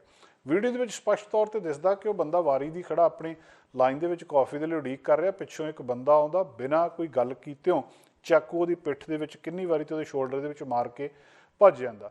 ਇਹ ਵੀਡੀਓ ਬਹੁਤ ਜਿਹੜੀ ਡਿਸਟਰਬਿੰਗ ਇੰਸੀਡੈਂਟਸ ਦੀ VPD ਨੇ ਰਿਲੀਜ਼ ਕੀਤੀ ਆ ਅਤੇ ਇਹ ਜਿਹੜਾ ਰੈਂਡਮ ਅਟੈਕ ਆ, ਇਹ ਦੱਸਿਆ ਜਾ ਰਿਹਾ ਕਿ ਇਹਦੇ ਵਿੱਚ ਉਹਨੇ ਕੋਈ ਵਾਰਨਿੰਗ ਵੀ ਨਹੀਂ ਦਿੱਤੀ ਕਿ ਉਹਨੂੰ ਕੁਛ ਬੋਲ ਕੇ ਕਿਹਾ ਜਾਂ ਉਹਨੂੰ ਕੁਛ ਗੱਲਬਾਤ ਕੀਤੀ, ਉਹ ਤੋਂ ਬਾਅਦ ਹਮਲਾ ਕੀਤਾ ਹੋਵੇ। ਚੁੱਪ-ਚਾਪ ਆ ਕੇ ਉਹਨੇ ਪਿੱਛੋਂ ਜਿਹੜੀ ਚਾਕੂ ਮਾਰਨੇ ਸ਼ੁਰੂ ਕਰ ਦਿੱਤੇ। ਇਹ ਬਹੁਤ ਵੱਡੀ ਇੱਕ ਸਮੱਸਿਆ ਬਣਿਆ ਪਬਲਿਕ ਸੇਫਟੀ ਦੇ ਲਈ ਔਰ ਇਹ ਕੋਈ ਪਹਿਲੀ ਘਟਨਾ ਨਹੀਂ ਇਸ ਤਰ੍ਹਾਂ ਦੀ ਵਾਪਰੀ। ਕਿਸੇ ਇੰਸੀਡੈਂਟ ਦੇ ਵਿੱਚ ਚਾਕੂ ਮਾਰੇ ਜਾ ਰਹੇ ਆ, ਕਿਸੇ ਇੰਸੀਡੈਂਟ ਦੇ ਵਿੱਚ ਧੱਕਾ ਮਾਰਿਆ, ਕਿਸੇ ਇੰਸੀਡੈਂਟ ਦੇ ਵਿੱਚ ਮੁੱਕੇ ਮਾਰੇ ਜਾ ਰਹੇ ਆ ਔਰ ਇਹ ਘਟਨਾਵਾਂ ਲਗਾਤਾਰ ਵੱਧ ਰਹੀਆਂ। ਵੈਨਕੂਵਰ ਪੁਲਿਸ ਡਿਪਾਰਟਮੈਂਟ ਨੇ ਪਹਿਲਾਂ ਵੀ ਇਹਦੇ ਬਾਰੇ ਜਾਣਕਾਰੀ ਦਿੱਤੀ ਸੀ ਕਿ ਇਸ ਤਰ੍ਹਾਂ ਦੇ ਇੰਸੀਡੈਂਟ ਲਗਾਤਾਰ ਵੱਧ ਰਹੇ ਆ ਅਤੇ ਹੁਣ ਪੁਲਿਸ ਇਸ ਮਾਮਲੇ ਦੇ ਵਿੱਚ ਕਹਿ ਰਹੀ ਹੈ ਕਿ ਜੇ ਕਿਸੇ ਨੂੰ ਇਹਦੇ ਬਾਰੇ ਕੋਈ ਨਾ ਕੋਈ ਪਤਾ ਹੋਵੇ, ਉਹ ਸਾਹਮਣੇ ਆਵੇ ਅਤੇ ਆ ਕੇ ਪੁਲਿਸ ਨੂੰ ਜਾਣਕਾਰੀ ਦੇਵੇ ਜੇ ਇਸ ਮਾਮਲੇ ਦੇ ਵਿੱਚ ਉਹਨਾਂ ਨੂੰ ਕੁਛ ਪਤਾ ਆ ਇਸ ਰੈਂਡਮ ਅਟੈਕਸ ਦੇ ਮਾਮਲੇ ਦੇ ਵਿੱਚ। ਵਿਕਟਮ ਜਿਹੜਾ ਆ ਉਹ ਦੱਸਦੇ ਆ ਕਿ ਇੱਕ ਦੂਜੇ ਨੂੰ ਉਹ ਦੋਵੇਂ ਤੇ ਸਸਪੈਕਟ ਆ ਜਿਹੜਾ ਜਿਹਨੇ ਮਾਰੀਆਂ ਤੇ ਜਿਹਦੇ ਮਾਰੀਆਂ ਦੱਸਦੇ ਆ ਕਿ ਇਹਦੇ ਬਾਰੇ ਕੋਈ ਲੱਗਦਾ ਨਹੀਂ ਕਿ ਉਹ ਇੱਕ ਦੂਜੇ ਨੂੰ ਜਾਣਦੇ ਸੀਗੇ। ਜਿਹਨੇ ਹਮਲਾ ਕੀਤਾ ਇਹ 20ਵਿਆਂ ਦੇ ਵਿੱਚ ਦੱਸਦੇ ਆ। ਇਹਦੀ ਉਮਰ 6 ਫੁੱਟ 2 ਇੰਚ ਕੱਦ ਤੇ ਛੋਟੇ ਕਾਲੇ ਵਾਲ, ਪਤਲੇ ਜੇ ਇਹ ਜਿਹੜਾ ਜੁੱਸੇ ਦਾ ਵਿਅਕਤੀ ਆ ਤੇ ਗ੍ਰੇ ਹੁੱਡੀ ਇਹਨੇ ਪਾਈ ਸੀ, ਬਲੈਕ ਹੁੱਡ ਤੇ ਜਿਹੜੀ ਸਲੀਵਸ ਤੇ ਗ੍ਰੇ ਤੇ ਬਲੈਕ ਸਟੋਨ ਵਾਸ਼ਡ ਜੀਨਸ ਪਾਈ ਆ, ਬਲੈਕ ਰਨਿੰਗ ਸ਼ੂਜ਼ ਪਾਏ ਆ ਇਹਨੇ, ਵਾਈਟ ਉਹਦੇ ਸੋਲਸ ਆ ਅਤੇ ਉਹ ਦੱਸਦੇ ਆ ਕਿ ਜਿਹੜਾ ਬਲੈਕ ਅਤੇ ਵਾਈਟ ਉਹਦਾ ਫੇਸ ਮਾਸਕ ਸੀਗਾ, ਉਹਦੇ ਕਰੋਕਸ ਦੇ ਨਾਲ ਕੈਸਲਸ ਦਾ ਲੋਗੋ ਉਹਦੇ ਉੱਤੇ ਲੱਗਿਆ ਸੀ। ਪੁਲਿਸ ਮੰਗ ਕਰ ਰਹੀ ਹੈ ਕਿ ਜੇ ਕਿਸੇ ਨੂੰ ਇਸ ਵਿਅਕਤੀ ਬਾਰੇ ਪਤਾ ਹੋਵੇ ਤਾਂ ਉਹ ਜਾਣਕਾਰੀ ਜ਼ਰੂਰ ਸਾਂਝੀ ਕਰੇ। ਇਹ ਵੀ ਦੱਸਿਆ ਜਾ ਰਿਹਾ ਕਿ ਸੈਟਰਡੇ ਨੂੰ ਇਹ ਜਿਹੜੀ ਸਟੈਬਿੰਗ ਹੋਈ ਆ, ਇਹ ਤੋਂ 3 ਦਿਨ ਪਹਿਲਾਂ ਪੁਲਿਸ ਨੇ ਇੱਕ ਹੋਰ ਸਿਕਿਉਰਿਟੀ ਵੀਡੀਓ ਜਾਰੀ ਕੀਤੀ ਸੀ ਜਿਹਦੇ ਵਿੱਚ ਇੱਕ 22 ਸਾਲਾ ਔਰਤ ਦੇ ਉੱਤੇ ਅਟੈਕ ਕੀਤਾ ਗਿਆ ਸੀ ਹੋਟਲ ਜਾਰਜੀਆ ਦੇ ਬਾਹਰ ਨਿਊ ਈਅਰਸ ਈਵ ਦੇ ਉੱਤੇ। ਉਸ ਮਾਮਲੇ ਦੇ ਵਿੱਚ ਵੀ ਪੁਲਿਸ ਨੇ ਕਿਹਾ ਸੀ ਕਿ ਬਿਲਕੁਲ ਮਤਲਬ ਜਿਹੜਾ ਪਬਲਿਕ ਸੇਫਟੀ ਆ ਉਹ ਡਾਊਨਟਾਊਨ ਦੇ ਵਿੱਚ ਖਤਰੇ ਦੇ ਵਿੱਚ ਆ ਕਿ ਲੋਕ ਜਿਹੜੇ ਆ ਉਹ ਕਿਸ ਤਰੀਕੇ ਦੇ ਨਾਲ ਉੱਥੇ ਕਿਸੇ ਨੂੰ ਸ਼ਰੇਆਮ ਕੁੱਟ ਮਾਰ ਕੇ ਚਲੇ ਜਾਂਦੇ ਆ।